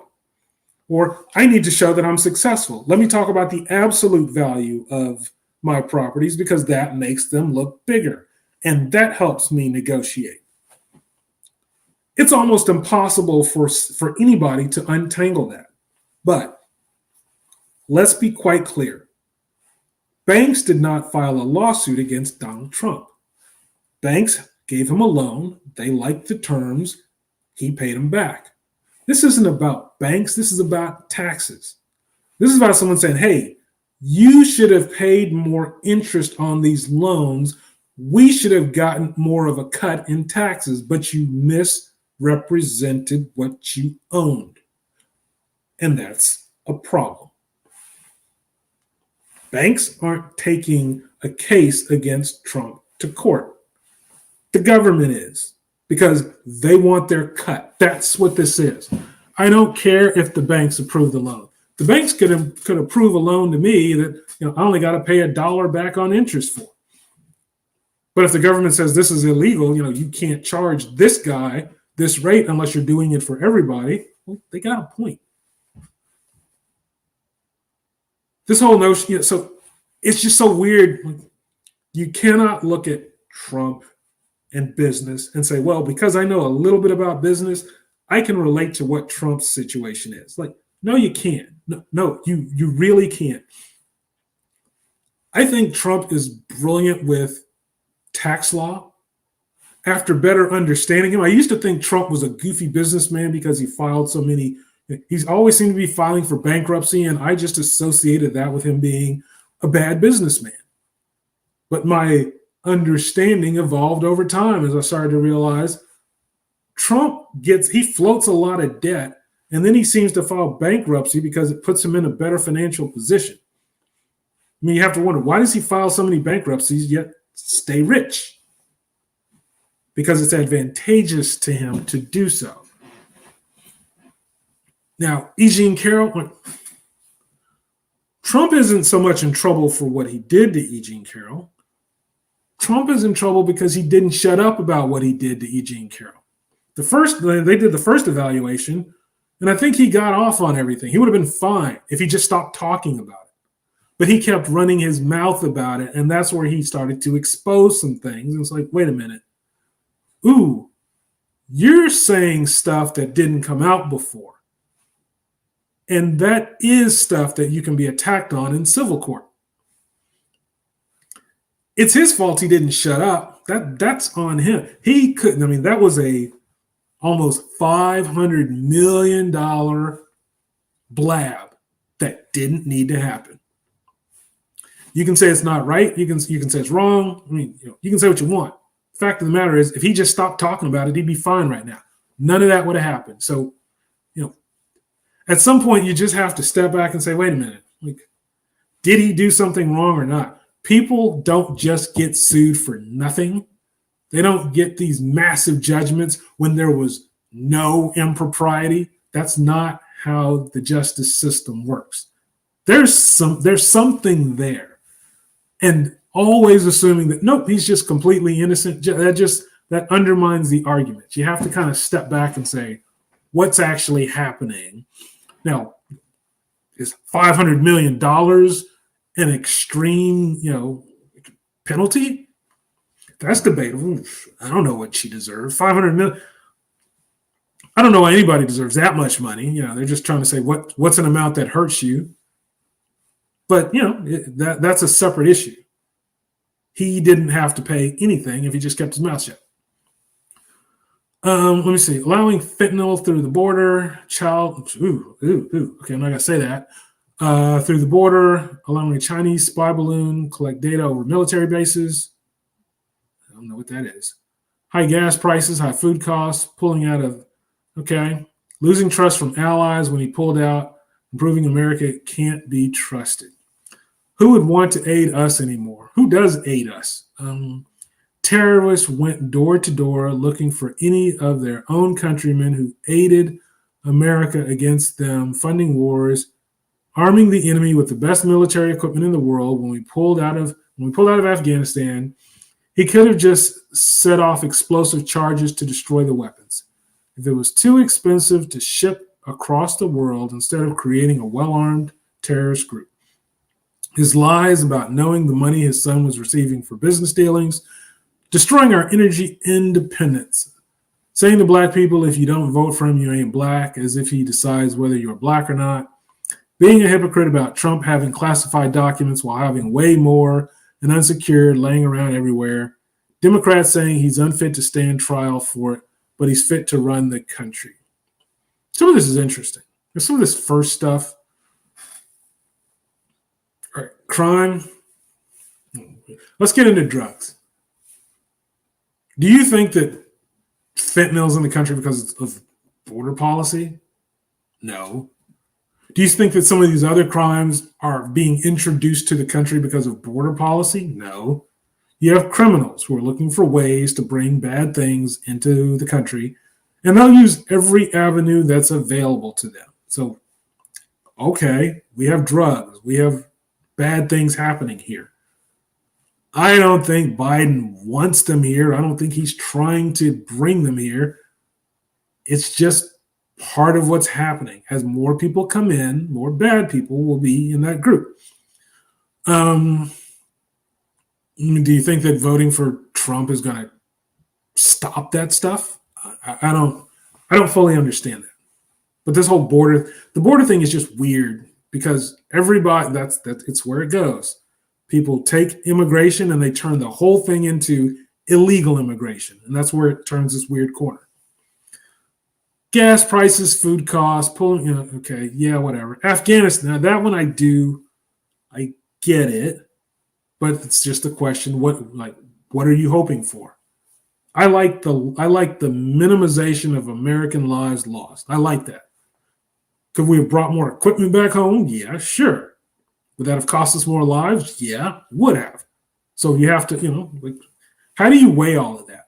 I understand. Let me minimize loss of life. That is my primary focus. I'm not going to put a cost on American lives by saying, I want to bring, $10 billion worth of equipment back. And if that costs me 100 soldiers, well, so be it.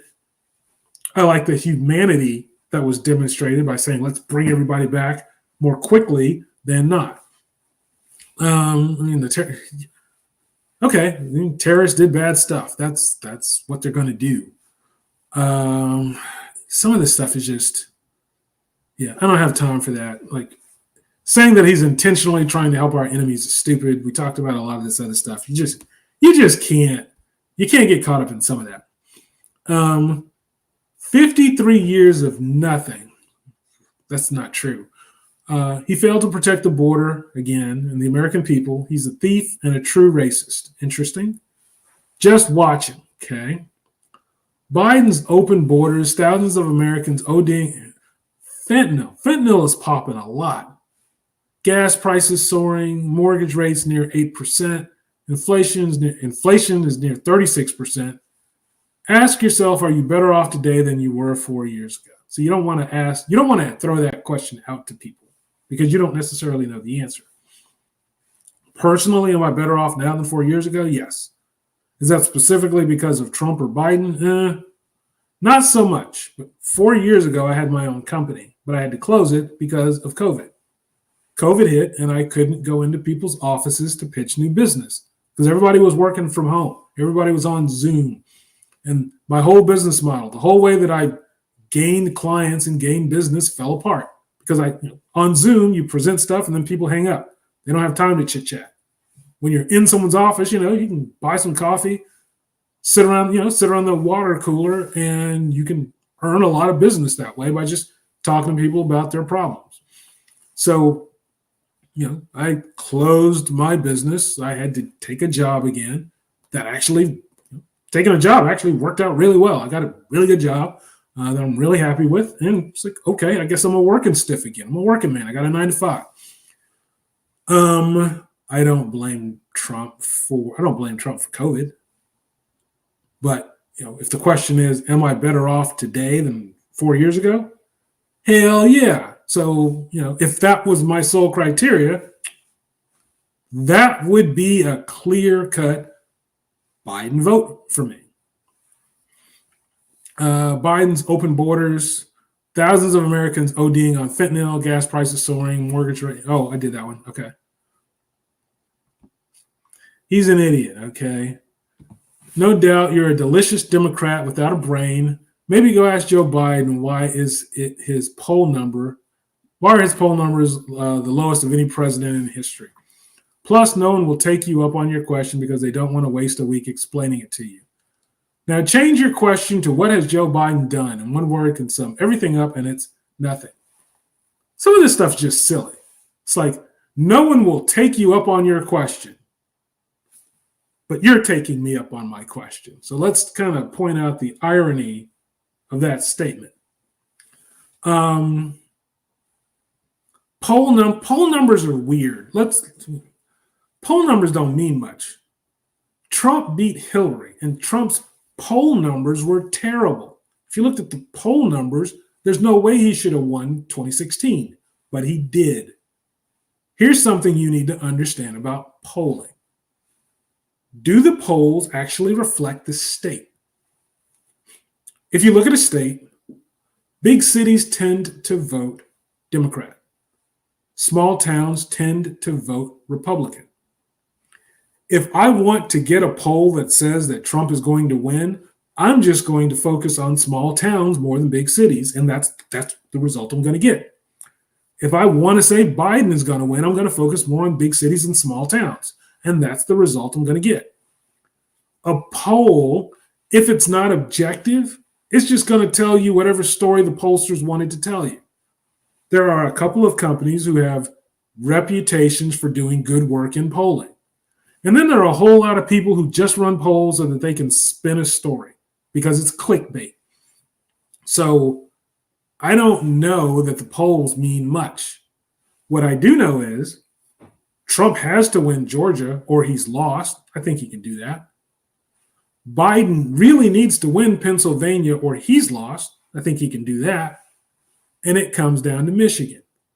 And I think Biden on a picket line in Michigan is going to do more for the campaign than anything Trump has up his sleeve, because I haven't seen him do anything to really win Michigan voters. And I don't know what he's going to be able to do. But if somebody comments on my post, I do want to acknowledge them so you get a heart.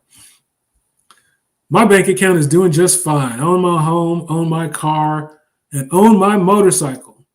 I won't vote for a con man loser with 91 felony count indictments. I don't think are they felonies? Does he have felony? I don't know that that's all felonies. By the way, the judge said Fani Willis' personal relationship is not that Fani Willis case. That's just a distraction. That has no material bearing on the election at all. Did nothing about inflation. Left it to the Fed. Border crossings. Oh, this is long. Okay, how long is this? All right. Forgiving college loans. Wars that could have been avoided with strong U.S. leadership. Shameful exit of Afghanistan.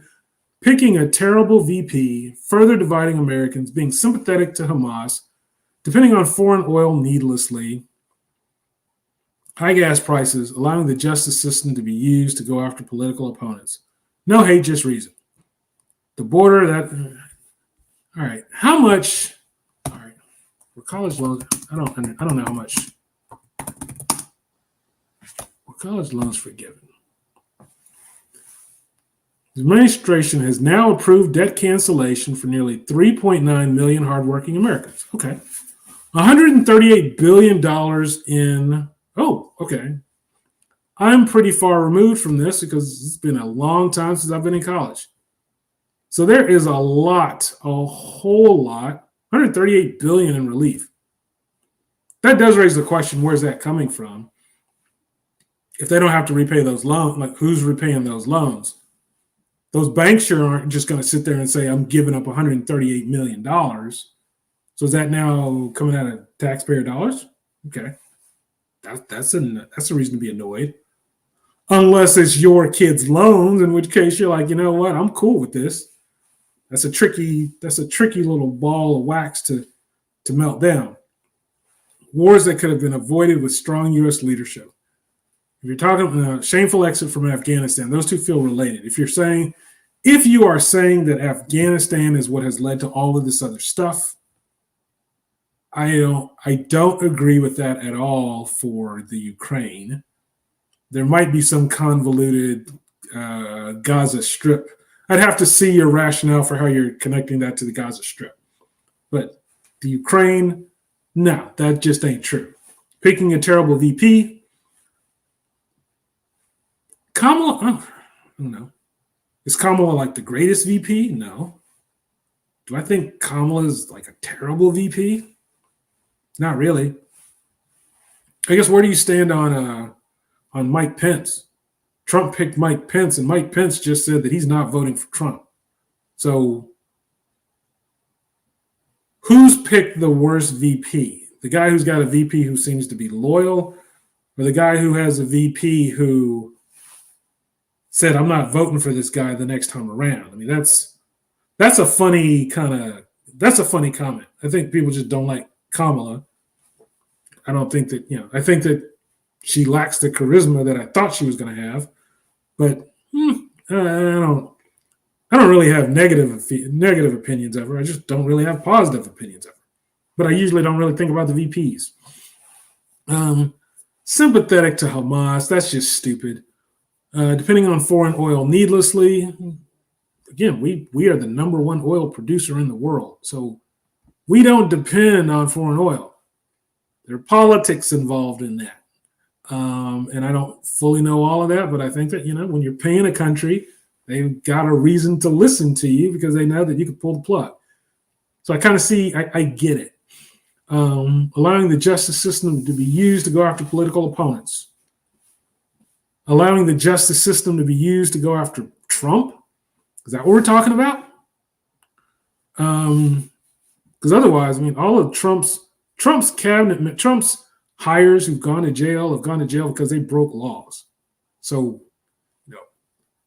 giving people a pass just because they work for the president, no, you shouldn't be above the law. What do you mean by sympathetic to Hamas? I shouldn't have even asked that. I should have just let that go because that's just somebody being an idiot. He called Republicans a threat to America. Did he call Republicans a threat to America? I don't think he said. Now, maybe he said that the people who participated in the insurrection are a threat to America. I don't remember him calling all Republicans a threat to America. Who led an insurrection to the Capitol? What values does Trump stand for? None of mine, zero. You need to acknowledge Nancy Pelosi's role in January 6th. It was planned for fools. There were more three-letter agents in that crowd than MAGAs. There were more FBI agents than MAGAs. Okay, that thing was on national news. Everybody knows that what you just said there is a lie. That's just dumb. Nobody who watched the news that day, which is like everybody in America, just about everybody in the world, saw a crazed crowd storming the Capitol. People died. Protesters died. Officers died. Some people just need things to be a conspiracy. He totally ignores members of his own party that pose a greater threat. A greater threat than what? People on both sides need to clean house, but mainly the Democrats looking to mess up the country. Yeah, okay. In no particular order. Writing the 1994 crime bill. If you don't know if you're for me or for Trump, you ain't black. The atrociously incompetent withdrawal from Afghanistan, blowing up the Nord Stream 2 pipeline, shutting down the Keystone XL pipeline, accepting millions of dollars from Chinese and Ukraine oligarchs through his son in exchange for vice presidential influence, lying to the American people, claiming that the border is secure, picking the worst, least intelligent vice president since Dan Quayle, debilitating dementia. I agree that his approach to U.S. energy is weak. Now, I do agree. I do agree with that. I do agree that we can create jobs that are more centered around oil, U.S. oil, and the pipeline. We don't need the jobs, but we can definitely create them. So I understand, some people saying they don't like to see those U.S. jobs go away, high-paying U.S. jobs that people want. But that's a small percent of people who are actually going to benefit from those jobs. We're not building an oil reserve that we need. We make more oil than everyone else. We've got a massive reserve, and we've got a lot of unproven reserves, so our reserves could be even bigger than we think. That's just giving people kind of baloney jobs so that they can say they're employed. And if you don't want to do that, okay, that's a choice. But there's a rationale for it, and you have to vote for what you think is better or worse. Biden doesn't have dementia. That's just dumb. I mean, look at the State of the Union. He delivered a fiery State of the Union. And what did people say? Since they couldn't say that he's got dementia, they said, "Oh, he's hopped up on Adderall." He couldn't have done that without the drugs, as if dementia can just be turned off, timed perfectly. I'm going to turn dementia off from 7 p.m. to 8 p.m. by pumping you with this exact specific dose of Adderall. And you'll be able to, and we trust that is going to work to enable you to deliver a fiery speech, and it's not going to wear off until you're done. I mean, you've got to be God to be able to do something that precise. Sorry, that's just dumb. Joe Biden bragged about engaging in quid pro quo with Ukraine while he was falsely accusing Trump of doing it. He bragged about quid pro quo with Ukraine. Okay, I don't know where that came from. But I mean, so what? Biden has used the IRS and the Department of Justice to spy on political rivals, okay, then falsely accused other candidates of doing the same. We're talking Trump. He's used the DOJ. You're saying he used the IRS and the DOJ to spy on political rivals, to spy on Trump, and then falsely accused other candidates of doing the same. I don't know that Biden has accused. Well, let's be specific. I don't know that Biden has falsely accused Trump of doing the same. I don't know that he's accused Trump of doing that. But I wouldn't put it past Biden to use the IRS to figure out what Trump's tax situation is. And I wouldn't put it past Trump to do it to Biden. So, what are we talking about right here? Trump didn't show his taxes. Trump didn't do a lot of things that presidents typically do.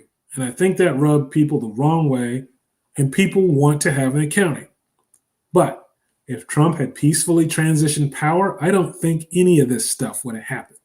I think some of this is backlash because he didn't want to play by the rules. And the fact of the matter is that this is a political game. And if you don't know how to play the politics, then politics will come back and bite you in the butt. So, you made your bed and now you got to sleep in it. Make nothing, do nothing, but allow him to funnel bribes. Yeah. Biden sponsored the racist bills of the 80s that put so many blacks in prison for minor drug charges. Okay. Did he sponsor? All right, tough on drugs. tough on drugs did disproportionately affect minorities. I don't like that. There was a crack epidemic. Don't like that either. So, there's not a crack epidemic. I don't like rules that seem to that seem to be designed to impact minorities. I don't know that a tough on drugs bill is that. Like if you say, look, we're trying to get tough on crime, we're trying to get tough on shootings in Chicago. Okay, that's going to disproportionately affect minorities, but that's not a bad thing to do. So, you have to look at, are we making a rule that's good or bad, and then who's being affected? There's a lot to that gets into the economics of an area and all sorts of stuff. But I don't know, like, what do you want there? More drugs on the street? That's just tough. What did Danny say? Steve, do you know the difference between QAnon loons and MAGA loons? There is none. Ha! Yeah. On the issues, MAGA blames everything on President Biden, including Trump smelling really bad.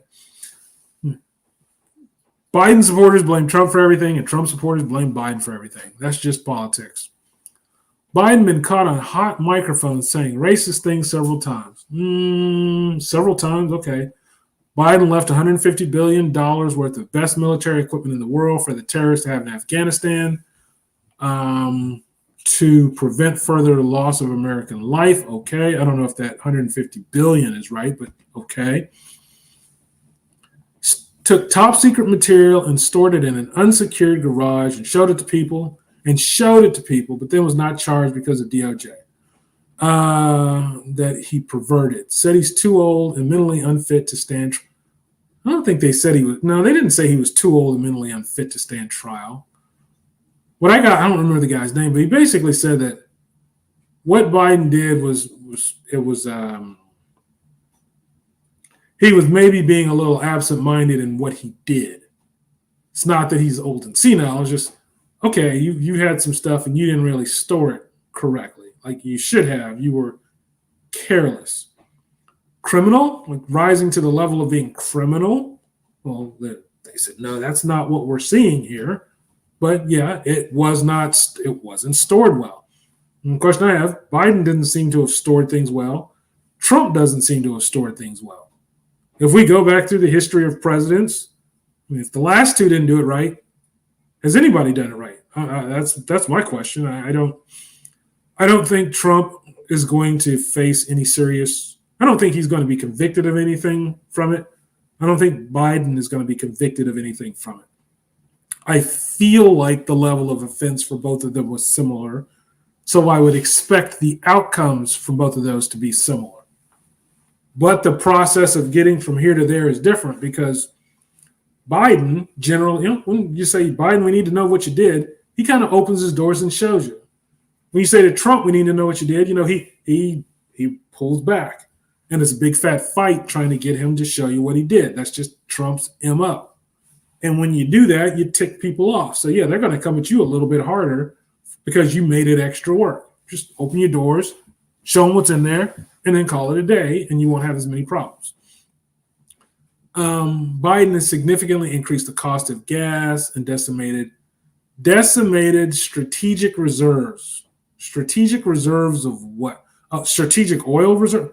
Decimated strategic reserves by banning drilling and production throughout America, and then helped China by giving them a huge amount of our reserves. Okay. We make more oil than everybody. That means we are exporting. And we have 5 years of proven reserves, not counting stuff that's unproven. So, yeah, if we're using our oil for profit or influence, especially if we're using it to pay back loans to China, well, that seems smart. Like, what are we complaining about? We got to pay back our loans. We've got massive debt. So, okay. Like, what's the issue? Sometimes people, here's the thing that kind of happens. If Trump sneezes, Biden supporters are going to be ticked off. Trump sneezed. Something's wrong with him. Like, It's like he can't do anything without people complaining. Same thing about Biden. If Biden, sneezes, how dare he? What's wrong with him? Sometimes you got to stop and say, it's okay to work with foreign governments. You don't want to do it to the detriment of the United States, but you know what? We participate in a global stage. You got to interact with people. That's just how it is. The Ukraine war with Russia? Do you think we haven't had a conversation? Somebody's had a conversation with Putin to say, you know what? We won't send troops. You only escalate, you don't use, certain ordnance. We're going to manage, this is a managed war. And we aren't going to publicly come out and say anything, but, there's a reason why we are sending weapons and money and no people. But, believe what you want to believe. Biden used the Secret Service to cover up his son's criminal activity. Okay. Biden has pushed green tech that's not ready and is incredibly costly to Americans. The green tech's not ready. We're not ready to go green. It's incredibly, how is it costly? We will eventually go green energy. I don't know how long it's going to take to get it right, but working towards that is not a bad thing. Fossil fuels, there's a finite amount of fossil fuels on the planet. And if you don't plan for what you're going to do as the next step, well, you're going to get screwed. So, okay, I'm not buying a Prius. I don't care. But, if somebody else wants one, that's on them. If I can get solar panels and my electricity bill goes down, great. I don't care about solar panels if it's going to cost me more, but, one day we're going to have big old solar stations, and that's going to be how we power a lot of our stuff. That's just the future. Biden is cognitive. Okay, he's got dementia. No, he doesn't. I can keep going all day if you want more reasons. Well, not if they're these stupid reasons. I would like some real reasons. Nothing he has ever done is good for hardworking Americans. Yeah, he didn't stand on a picket line. Okay, whatever. I don't know. If you don't know, you have problems. Okay. Well, I know what some people have problems with Biden. I want to know what people said. Not protecting the USA, but instead he's protecting Mexico and Ukraine. No, he's not. Protecting Mexico. He's not protecting Mexico. He does have an open border policy that's more liberal than Trump's. I asked him, send me my stimulus check. They see some people took out property because it was colored people, land. He trying to give our land to people who stole it from what? Okay. What is this? I have no idea what they're talking about. Hundreds of billions siphoned from U.S. to other government and entities. Suspicious behavior between his son and Ukraine government officials. Yeah, okay. That's true. Biden has suspicious activity he's got things we don't know between him and Ukraine. Trump has things we don't know between him and Russia. So that seems kind of balanced. Technically, I'd rather have things going on with the Ukraine than Russia. But you know what? It is what it is. Let's not pretend like one's doing something and the other's not.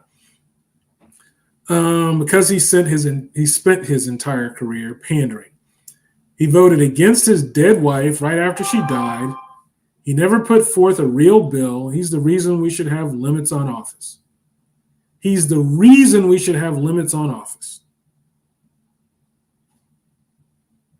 Because you think he's going to get elected for... What does that mean? Okay, if I were going to say who's the reason to have limits on office is because you don't want someone to get elected for more than 2 terms. Who do I think could have won a 3rd term? I think Obama could have won a 3rd term. I think Reagan could have won a 3rd term. I actually think Bill Clinton could. I think Clinton, Obama, Reagan could have won 3rd terms. I don't know. Well, we don't even know if Biden's going to win a 2nd term. Definitely don't know if he win a 3rd. So that's just kind of like a weird. That's just like weird. He isn't the president. This has been Obama's 3rd administration, and he wants a 4th to finish what he started. To just The destruction of this country. Well, as we've said, Biden would be stupid not to consult with Obama and Bush and Clinton. And I know Jimmy Carter is old now, but if Jimmy Carter has an ear, I'd consult him too. That's the club, and those are the only guys who really understand his job and what it takes. I don't hate Joe. I feel he's a senile old man. Yeah, whatever. Married his babysitter at 30 plus. Jill was 15. I don't believe that. Drove his wife to drinking and alcohol, wrecked a car, killing herself and daughter, used as a crutch to blame and ruin the man she hit, but Joe was in the wrong, showering with his teen. Okay, I'm not going to say that. Where she being a child knew this was inappropriate. Leading her to a messy life. Joe knows he can't be around kids. Get his quote around kids. They said it was all right. Green, what? This man swims naked in the swimming pool around his detail. Dirty birdie sick. Yeah, okay. I just can't. Some of that I don't know, but some of that's just like weird. Like, I'm not going down that path. Afghanistan, okay. Inflation, treating half the country as the enemy. Border crisis, including the drugs and economic fallout. Middle East chaos, promoting the fictitious social and racial justice policies. Promoting the pseudoscience of transgenderism, especially in children. Using the DOJ and lawfare to go after his political opponents and lying about almost every one of these. Interesting. On top of all that, and then you lose it, he is senile and corrupt and the weakest modern president, if not all time. Forgot a couple. Unconstitutional, attempt to force millions of Americans to get the vaccine, and also paying off billions in student loans. Afghanistan, fine. Inflation, fine. Treating half the country as the enemy. I'd argue that, all right, let's say for the sake of argument that's true. And I don't believe that's true.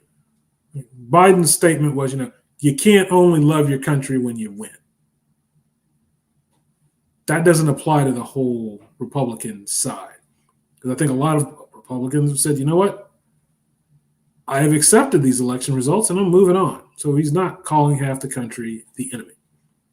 But he is saying, you know what? If you're fighting over the election results, then, you're not showing the support for your country that he feels you should. Oh, yeah, this border thing. That, Afghanistan, the border crisis, those are his Achilles heels. Middle East chaos, promoting the fictitious social and racial justice policies. Okay. He does have, let's tie the next one in. Promoting the pseudoscience of transgenderism, especially in children. He has a trans person on his cabinet, at least he did. There are lots of procedures that are available to children right now that were not available. I don't know actually I can't say that. I don't know when people were able to start getting hormone blockers. I don't know if that started with Biden. That might have started during Trump's administration. I understand. I've seen interviews with people, and I've seen interviews with transgenders who've said that they regretted their decision to go on hormone blockers, and that there weren't guardrails like psych evaluations and things that they felt should have been in place to see if that was the right move for them. And they've got changes in their biology that they're going to have to live with for the rest of their life. Voices are different, just their development. I think that we are reacting to something by, we're offering solutions to people and we don't really know if they are solutions. I agree with that. We haven't really done the research, but I don't know if this, I don't remember when all of this started. So laying that at Biden's feet might be misguided.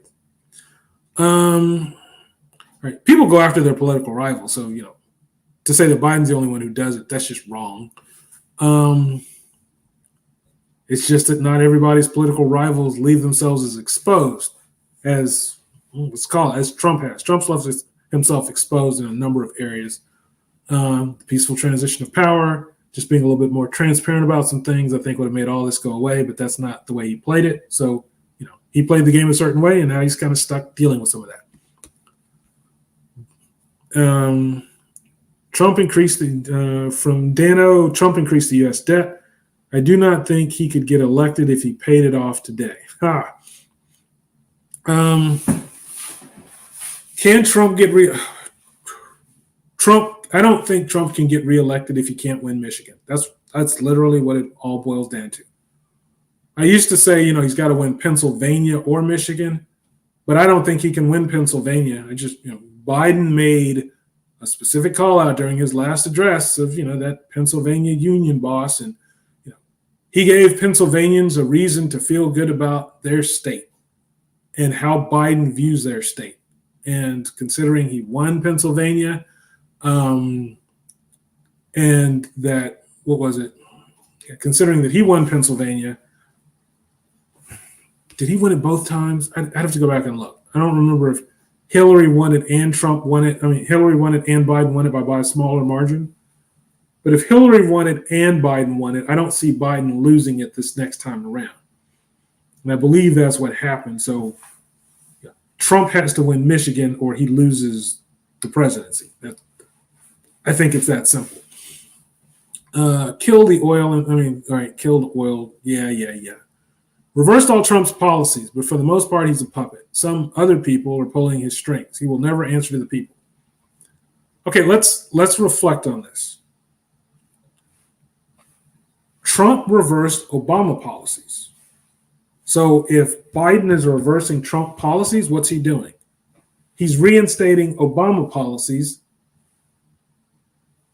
He was the vice president when those Obama policies were implemented. So he's reinstating his own stuff. You're upset that he's reinstating the stuff that he put in place, that he helped put in place in the first place? Of course he's going to do that. What would you expect him to do? Say, no, I was wrong the first time. I'm going to leave it the way it is. No, that's not going to happen. Of course he's reinstating those policies. He was vice president when they were implemented. That's just silly. And he will never answer. No, I'm not going to go down.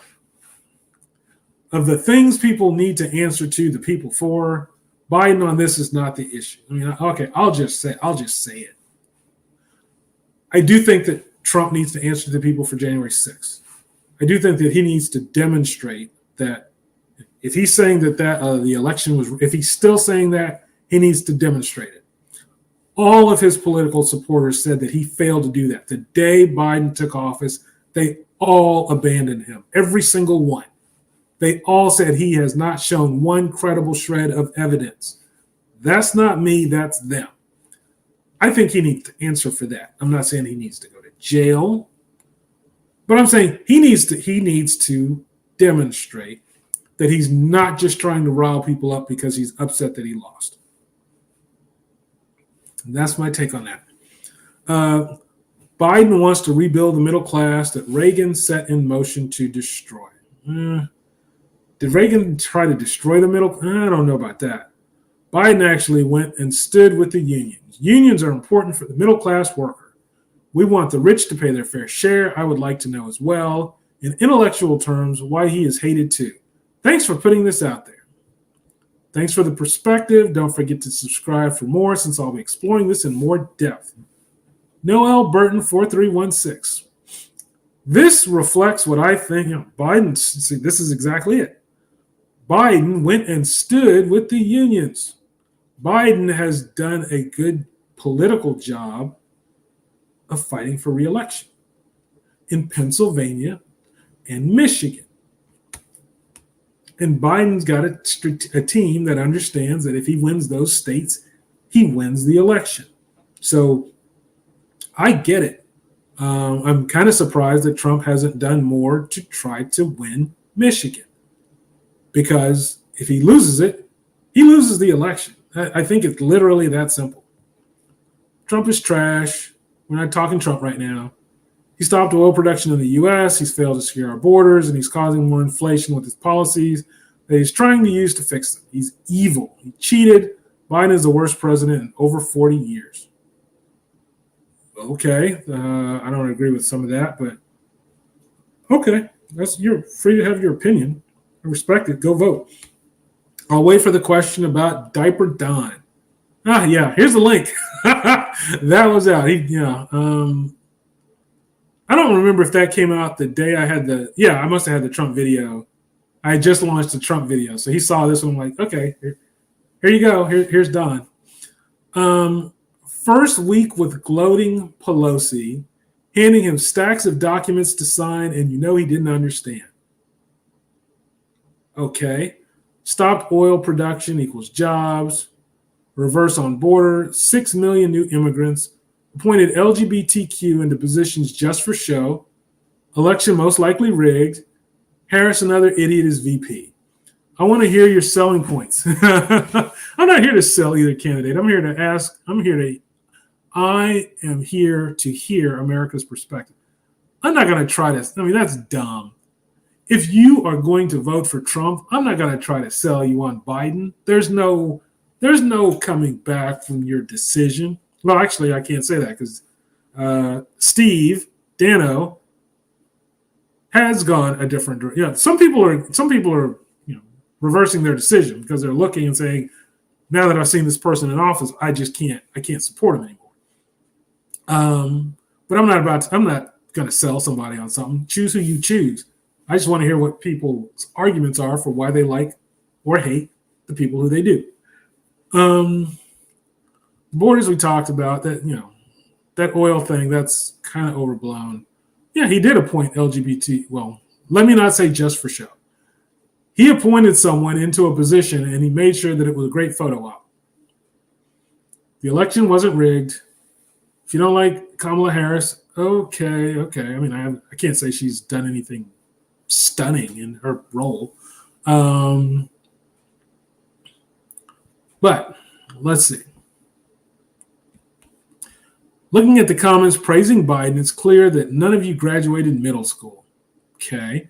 Even asking that question puts you in that group. Interesting. Just by looking at you, I could have guessed who you voted for. Okay. So, not all black people voted for Biden. But, I did vote for Biden. So, the blacks overwhelmingly voted for Biden. Biden put money in my pocket. It's real simple. Biden put money in my pocket. I'm not saying Trump took money out of my pocket. I'm just saying Biden put money in my pocket. Economically, I was better under Biden than Trump. Is what it is. I'm not going to vote against my own pocket. I'm not expecting you to have the same view on this stuff, but that's you. Vote your pocket. Let me see. Is Michigan the MIGOP? I'm Michigan, the MIGOP is broke, bankrupt, kaput.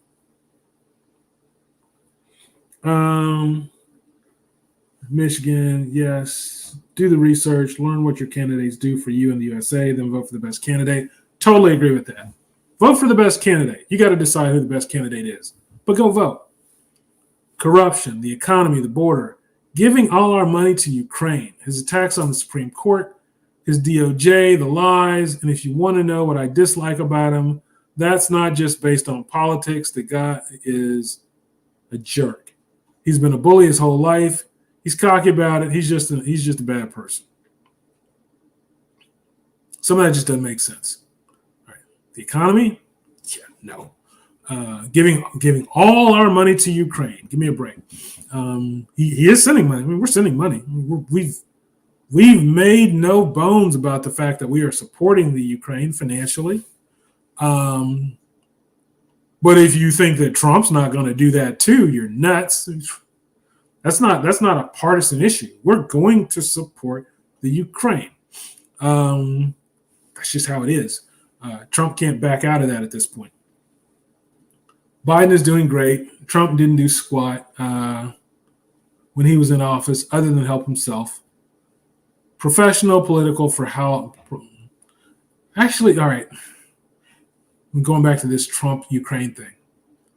Do I think Trump would withdraw support from Ukraine? Because that means that Ukraine becomes part of Russia again. Do I think he would do that? I don't think he would do that. Actually, I don't know. Politically, that would be a horrible move, but he can't get reelected, so he doesn't have to care about that. So then you have to look at his motivations. What would you be motivated by? I mean, technically, he could say, I don't care about these foreign affairs, so I'm just going to keep all of the U.S. dollars in the U.S. He could do that. Actually, so I don't know where he would go on that. I don't know. But I don't think he would withdraw support from Ukraine, not at this point, because that's a big fat bat. You can't just unilaterally say that that's what you're going to do. You have a lot of people who are not going to support that. So show me how anybody is going to withdraw support from the Ukraine right now. Professional politician for how long? Okay, he's not the only professional politician. I hate Joe Biden because of Fox News. Biden is fine. He's done great. I'd take Biden 100 times over. You'll always be a victim. That's their thing, though. All these people do is play victims. It's okay. They're going down in flames. I do not hate him. He is what we need. Trump is the one I dislike. Hate is a strong word I do not use. Okay.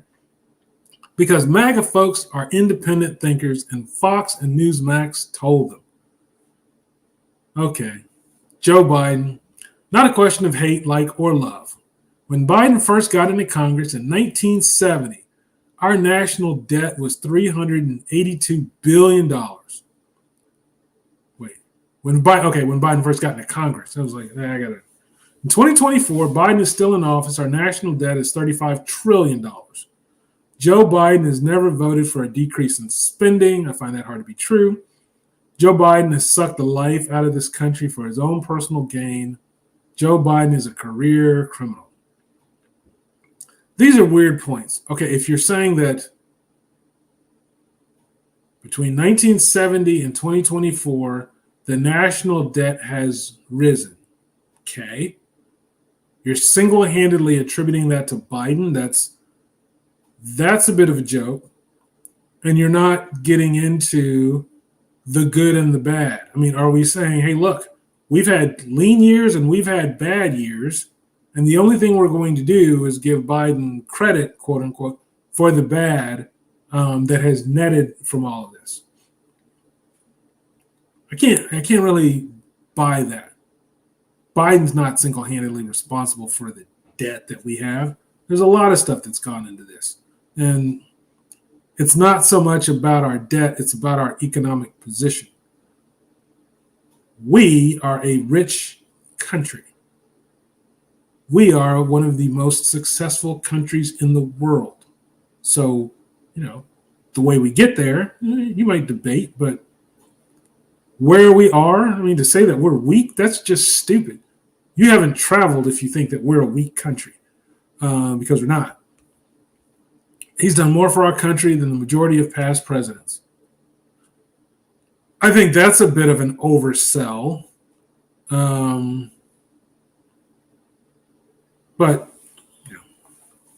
well, I guess it goes, then the majority of past yeah, that's a bit of an oversell. That's a bit of a stretch, but okay. You like what you're saying.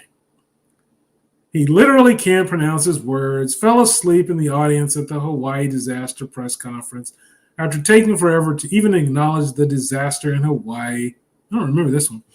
He falls down often, gets lost on stage, needs cue cards with extremely basic instructions written for him to follow, has tanked the economy, overturned protections on the border, and pretends like there isn't an invasion happening before our eyes. Invasion. That's an interesting word. He's most likely corrupted by foreign government. He has vilified half of the country, calling MAGA Republicans the greatest threat to democracy. Okay. He is a well-known liar who's been caught plagiarizing in the past. he held an LGBTQ event at the White House where a trans person flashed their breasts. Cocaine has been found in the White House during his presidency. He refuses to negotiate an end to the war in Ukraine and wishes to continue sending them money. And we have never been closer to World War III. John F. Kennedy. Okay, that's just false. There's definitely more that could be said, but this is just what's at the forefront of my mind. Okay, most of that is just useless rhetoric. That's why I say and I don't know about this whole trans flashing their chest. I don't know about that. I've never looked into that. Maybe that's true. That would be weird. I mean, that would be really weird. Be weird for a guy to open it, take off his shirt, and flash his chest. Anybody getting naked in the White House is weird. If that's what happened. But a lot of this other stuff's like, give me a break. No hate, but how old will he be in 4 years? And if he would survive those 4 years? Biden's 81. I can't tell you whether he'll survive a second term, and that's a legitimate concern when casting your vote. What do you think? Now this is one of the most interesting comments I heard about why people don't like Biden. It's not so much that they don't like him. They're just saying, if I vote for Biden, am I really voting Kamala Harris into the presidency? That's a whole different discussion because now you're saying, is she the right person for the presidency? I don't know that she is. I don't know that she's not. I haven't looked at her. I haven't thought about that. But that is a legitimate question. Who would be running the country? I don't know. I don't have a crystal ball, but I can at least understand that. However, Trump is 77, so let's not act like Biden's on his deathbed and Trump's a spring chicken. That's just not the case. For all we know, Trump might not make it 4 years if he was elected. So, you just have to look at that a bit. You got to look at that and more balanced, I think, than we see. Protect the border. Yeah. That is Achilles' heel. Okay. He's been caught lying his entire 5 decades of public service. Also, every time he says that he is doing something to lower medical costs for citizens, my medical costs go up. Everything from groceries, gas, rent, inflation has gone up since he's been president. And I could go on and on about that. The only good thing that I can see is that he has done is take the prize of being the worst president in U.S. history from Jimmy Carter. That's an opinion, but okay, you can say he's the worst president since Jimmy Carter. You put a time stamp on it, since Jimmy Carter. It's like, all right, we're going, Reagan to Bush to Clinton to Bush to Obama to Trump to Clinton. So you're saying he's the worst of all of those. Bush Sr., he's worse than Bush Sr.? Actually, I don't know that I would say he's worse than Bush Sr. Bush Sr. didn't win re-election because people didn't like where the country was under Bush Sr. And he was following Reagan, which, let's face it, the country loved Reagan. And Bush Sr. couldn't get 2 terms when he was Reagan's vice president. That's, to me, a gauge of whether or not you're a good president or not is, can you win re-election? So here's the thing. If Biden loses this, then that says that Biden's not a great president because he couldn't win re-election. If Trump loses this, then that says Trump is not a good president because he couldn't win re-election. He couldn't win re-election twice. That's a pretty big referendum on Trump. If he loses this, that's 2 bites at the apple and 2 misses. I think that would make Trump the worst president since Jimmy Carter if that's what happens. Because who else is going to be able to say that they took 2 bites at the apple and they missed twice? Well, I'm not going to go down that rabbit hole right now, but that's an interesting question. Who had a term and then lost twice after that? That really says people don't want you back. Biden is attacking Second Amendment rights, First Amendment rights, and like sniffing. Yeah, okay. He's not attacking. I mean, that's just not true. It's just not true. Biden is doing a great job at messing up the country. Amazing. 32% approval rating, but yeah, he's done an amazing job. Just approval ratings don't mean anything because you don't know who they interviewed. Did you interview balanced or did you interview biased? If you need to ask, you're in a coma. Okay, well, I need to ask, but I'm up and kicking. Like Trump, derp-de-doo. Like Trump. At least Trump can speak coherently without a teleprompter. I think they both use teleprompters at times. Most people who are public speaking use a teleprompter at times because you don't want to mess up, and you've got several hours of content that you need to present. Let's not be stupid. Let me see. We have some. The special counsel investigated the Trump regime when it illegally withheld money from Ukraine that Congress approved. The GOP is all USSR today. I will never support Russia or their friends. I don't think all of the GOP, but Trump has ties to Russia. We've kind of seen that. We just don't know how significant they are. Trump, he illegally held money. So he would, well, that goes to the issue. If he could withhold money from Ukraine, I'm seeing Steve says he would withhold money if he could, but he can't. That's the thing. He can't now. Politically, that's, I don't know how you can do that at this point, but you're saying that he would have wanted to. When a Trumpkin lies to me, I say, tell it to the court, any court. Yeah, Trump's got cases. Trump's got a lot of cases. Trump's going to go broke if he's not broke already. When you look at everything that he's facing, I don't think he's going to face any criminal. I don't think he's going to be convicted of anything criminal. And I'll admit, if you're a president, I do kind of look and say, you know what? I don't want to see an American president locked up. But I don't think anybody should be held above the law. But I do think you give some people, you give them a bit of the benefit of the doubt because of the overall impact it can have on public opinion and public support. I don't know that Trump locked up helps anybody. And I don't know that he's done anything that would warrant him actually being locked up, unless you get into unless he's got hundreds of billions of dollars in debt that he can't repay, in which case, that gets into this weird area. But civil cases, he's got, I don't know what he's worth now. He's got a lot, I don't know what his net worth is right now. But it's going to be decimated by all of this. And the sad part in all of this is he could have avoided a peaceful transition of power and a little bit more transparency around his taxes would have alleviated. I don't think he would have gone through any of this if he had just done those things.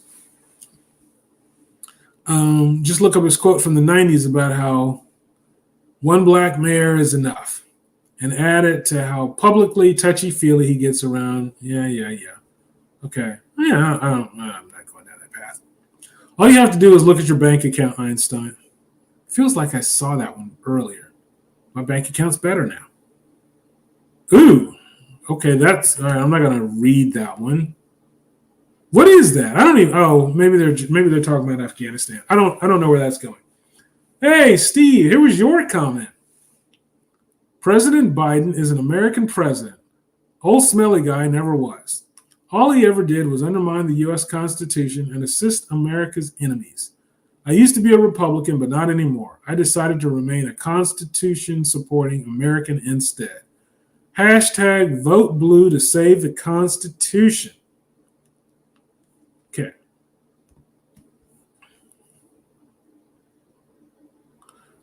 Are you saying he wasn't an American? What do you mean there? I mean, he was president. He was the 45th. Um, if you mean he wasn't focused on America, yeah. I guess what do you mean by he wasn't? He never was an American president. I don't understand that part.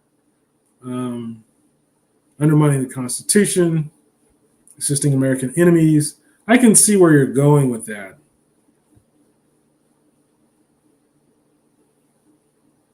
Did he undermine the Constitution? I don't think I.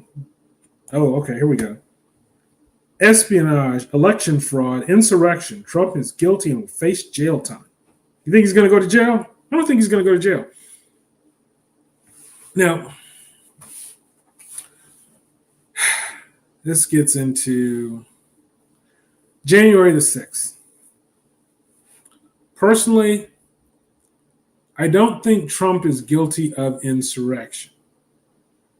But it's because, like, legally, I don't think he can be convicted of insurrection. I do think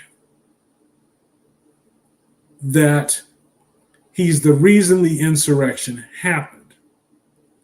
He said that the election was stolen. And that really unsettled people.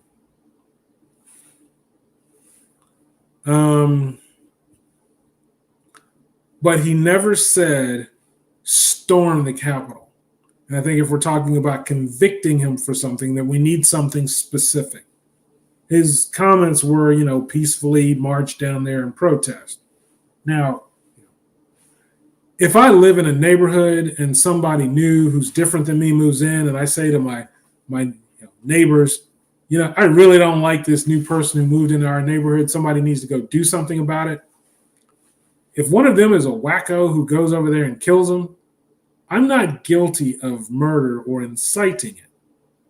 I planted an idea in their head, but I didn't know that they were going to overreact that way.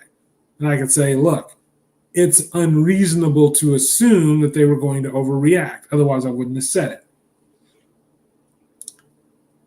People were angry. I think that people were angry about something that was far deeper than just the election being stolen in their minds. I think that what people are railing against is their feeling of the country being stolen. And when you say the election was stolen, that's a way of them expressing what they feel is going on beneath it. I think the government, I think that with where the government is going, the wheels of progress leave a lot of dead bodies in their wake. And right now, this is about big cities versus small towns. Progress works for the big cities because you can see the benefits of what's coming. But if you live in a small town, these higher taxes, these costs, these other people being helped with your dollars doesn't necessarily seem like it's productive because it doesn't help you. When you feel like your dollars are being taken from you to help people other than your community, yeah, that can tick you off. And to say that the election was stolen when you feel like so much is being stolen from you, yeah, I get it. I get it. It just boils down to this whole notion of, in my opinion, Trump saying something very irresponsibly. He said the election was stolen, not because he believed it, but because he was mad he lost. And people died because of that and the aftermath there. And that's not right. And you shouldn't be able to do things that are that reckless. I expect the office of the presidency to be a lot more responsible than that. It was eye-opening to realize that, nope, you can be president and you can be reckless. And honestly, your base will continue to support you. If anything, they will buy into you and what you stand for even more because you're thumbing your nose at the people who they don't like.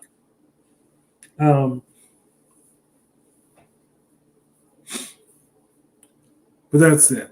Yeah, all right. Republicans testified in Congress that Trump organized the insurrection. Okay, you can testify to it, but how do you prove he organized the insurrection? That's my question. People can claim it all they want, but to say he organized it, you have to show that he intended for that to happen. And I don't see that. I haven't seen evidence of that. The same way that I haven't seen evidence of vote tampering. I haven't seen evidence that he intended for it to happen. You can say, could he predict it?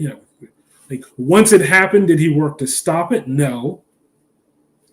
But did he intend for it to happen? That's really the question. And I can't say that he did something to show that he intended it. He was in contact with the Proud Boys and other. I don't know what the contact was. Trump is he's this whole there are good people on both sides comment that didn't rest well with anybody. It's kind of interesting. Like a lot of Biden supporters say, "Hey, he said, if you don't vote for me, you ain't black." I wonder where black people sit on what was more offensive, Biden saying that or Trump talking about the Proud Boys and other protesters and saying, "Hey, they're good people on both sides." I don't know the answer to that. I wonder. Biden's speaking of that personally, Biden's comments annoyed me. Like I wasn't offended by the comment. Well, I was offended by the comment, but it was like that's a stupid thing to say. That's what I took from that. I really didn't like the whole "they're good people on both sides" thing. It's like you're talking about a hate group terrorist organization. It's like, oh well, they've got some good people in there. Like you're missing the point of what's going on and what they stand for and what you showing them love says to the country. It's like, that's hard. That's harder for me to swallow than what Biden said. Not that I like that either. Big cities are a social experiment that is a failure. People cannot live like bugs in a hive. Differences of opinion there. I live right outside Manhattan, and Manhattan tends to thrive. There are plenty of people who are still coming into Manhattan and looking for lives there and trying to build. There is a draw. The town I live in is right in the shadow of Manhattan. We've got 50 people crowded into 1 square mile. And nobody's complaining about it. If anything, you got more people. They're still trying to build. They can't keep pace with the demand for properties in my area because everybody wants to live here. It works for some, it doesn't work for others. But when I look at the wheels of progress, the big cities are where progress is happening. Big companies move to big cities and they bring jobs and they bring prosper to anybody who can get in there and participate. There are transcripts of Trump talking to terrorists. Again, here's what I would need to see. And let's face it. I think that if there was evidence that Trump said, "Go storm the Capitol," I think if there was evidence of that, he'd be in jail right now.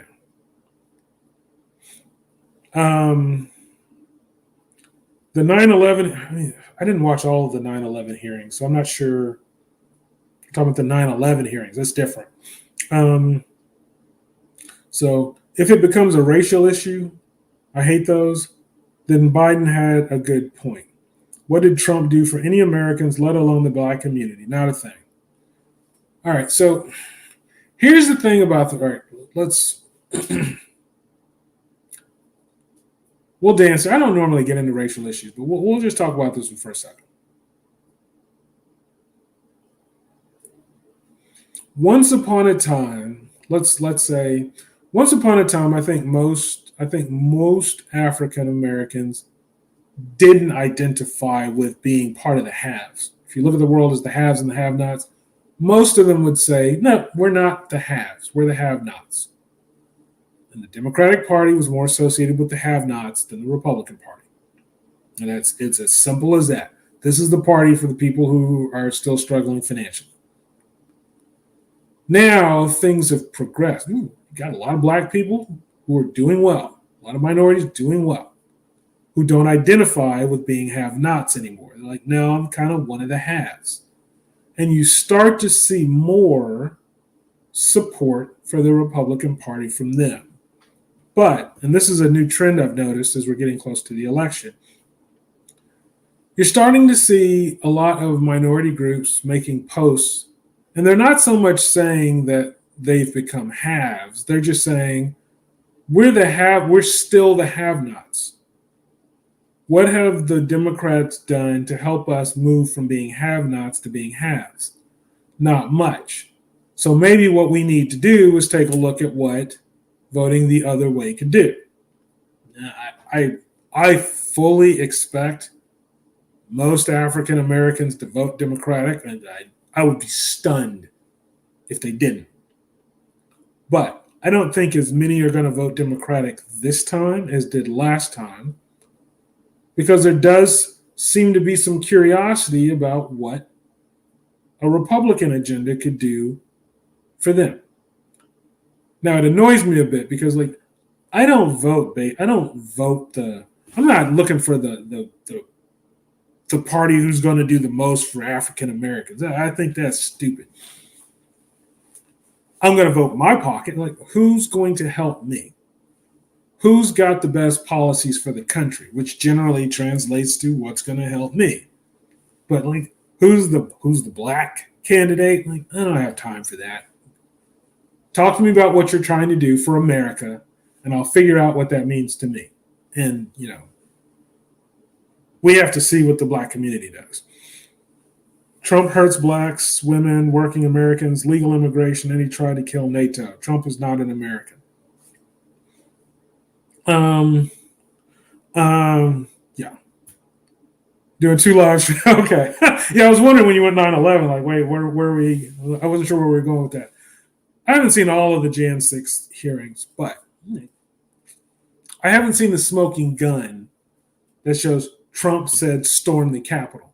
And I don't think that you can convict him of anything unless you've got that. I mean, if he wants to talk to the leaders of hate groups and all sorts of stuff, like, okay, that's awkward, but it's not criminal.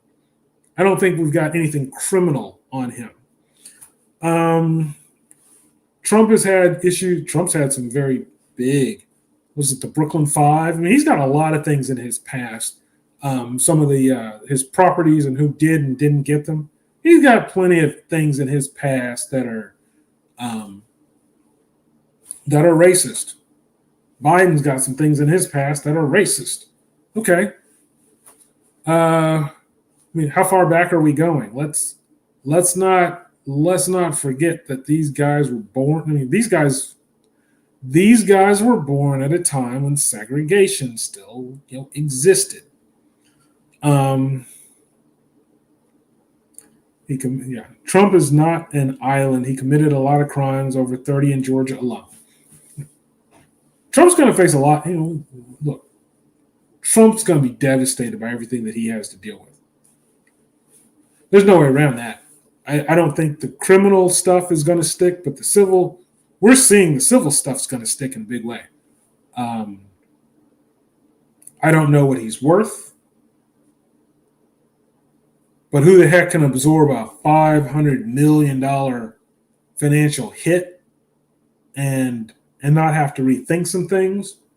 And there are still more snowballs rolling down that hill.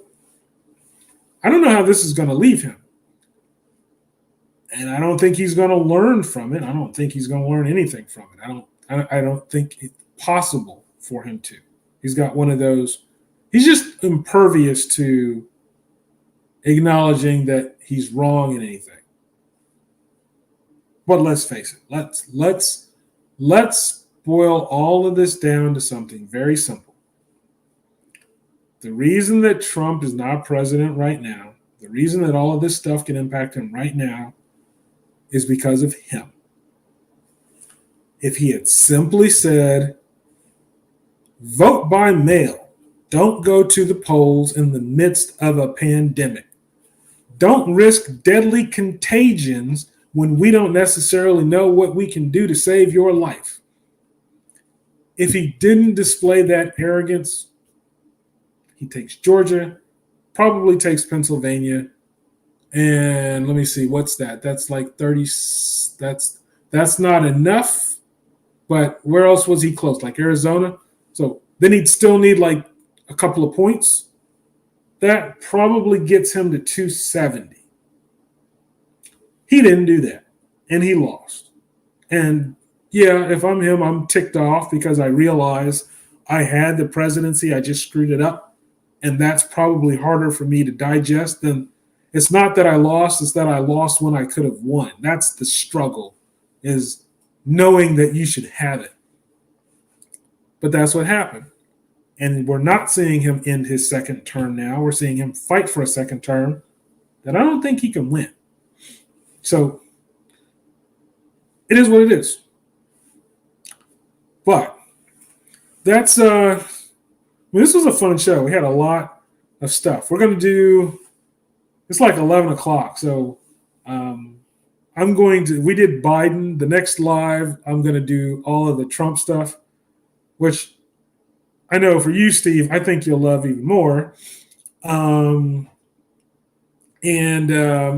because I'm going to finish my glass of wine and I'm going to go to sleep because I got to wake up and get to work in the morning.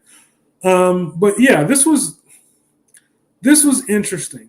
Biden has a couple of weak points with, I didn't read the last comment from Doug. I actually know Doug. Doug used to participate in another live stream that I used to frequent. So it's always fun to see guys who I've known for a long time who are still participating in my content. He said, cutting the budget for HBCUs, closing the pipeline, which raised the gas price. I don't know if that's true, but okay. Mandating an experimental vaccine. Didn't mandate it for everybody, but okay. I mean, I respect people's opinions on it, even if I don't agree with them. Not listening to generals with better existing strategies from Afghanistan. His daughter's diary. The evidence on Hunter Biden's laptop of his dealings with China, opening the borders without vetting the migrants, which has led to now we're under a terrorist threat from Middle Easterns crossing the border.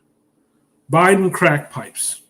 Not willing to negotiate with Russia to end the war, which Putin has made several attempts.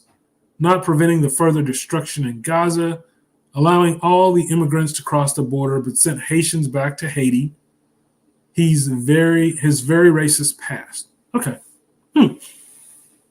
Okay, Doug has some stuff. I can say now, I know Doug's got some Trump stuff too, but closing the pipeline, which raised gas prices. I don't know if that's linear. Because we talked about, how much oil we have on reserve. Shouldn't have any impact on gas prices because we don't need those pipelines for oil that we need today. We just don't. We've got 5 years worth just sitting around.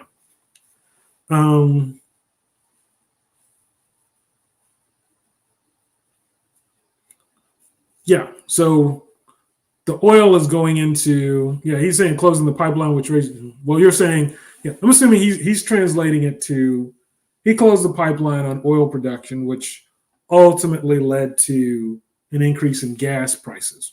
I don't. That's not how I connect those dots, but I understand where he's going with that. Mandating an experimental vaccine, like, what's the alternative? Just say, doctors don't have to be vaccinated. You have to see your doctor. Doctor does not have to be vaccinated. I don't know. Like, regular people didn't have to get the vaccine. Plenty of people didn't get the vaccine and are bragging about it. So, mandated. It was made free, but Trump accelerated. He did Project Light Speed, whatever it was. He accelerated the availability of the vaccine. Biden just said, you know what? Yeah, the vaccine's a good thing. Let's keep it available to people. How are we attaching? What are we attaching to Biden? How are we attaching this to Biden? That's the piece that I'd want to understand. Not listening to generals with better existing. The Afghanistan, different people, different places on that. I don't know what. I haven't gotten into Biden's. I don't really get into their personal stuff.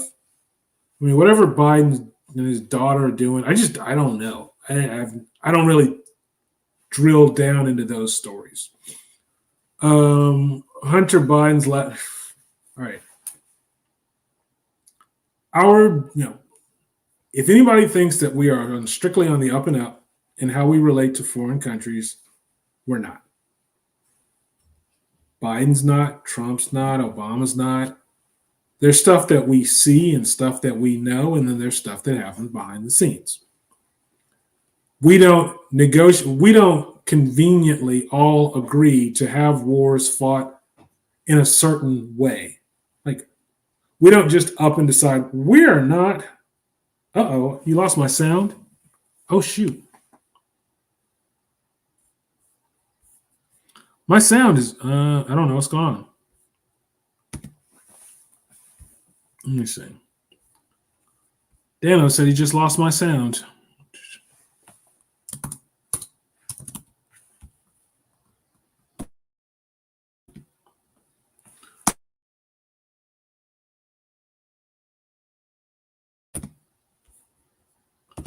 Okay. Oops. Am I back?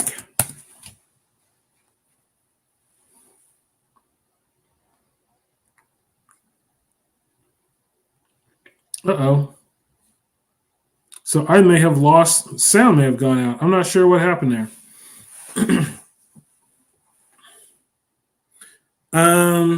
Okay. Well, that was about all I was going to say. So I will wrap up the. Am I disconnected? What's going on? No, I'm still connected. Okay, I guess I lost sound.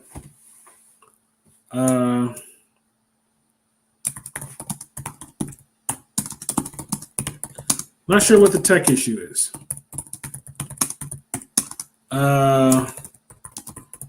We'll close this show. We'll close the show and call it a sign. Thanks for watching. Thanks for participating.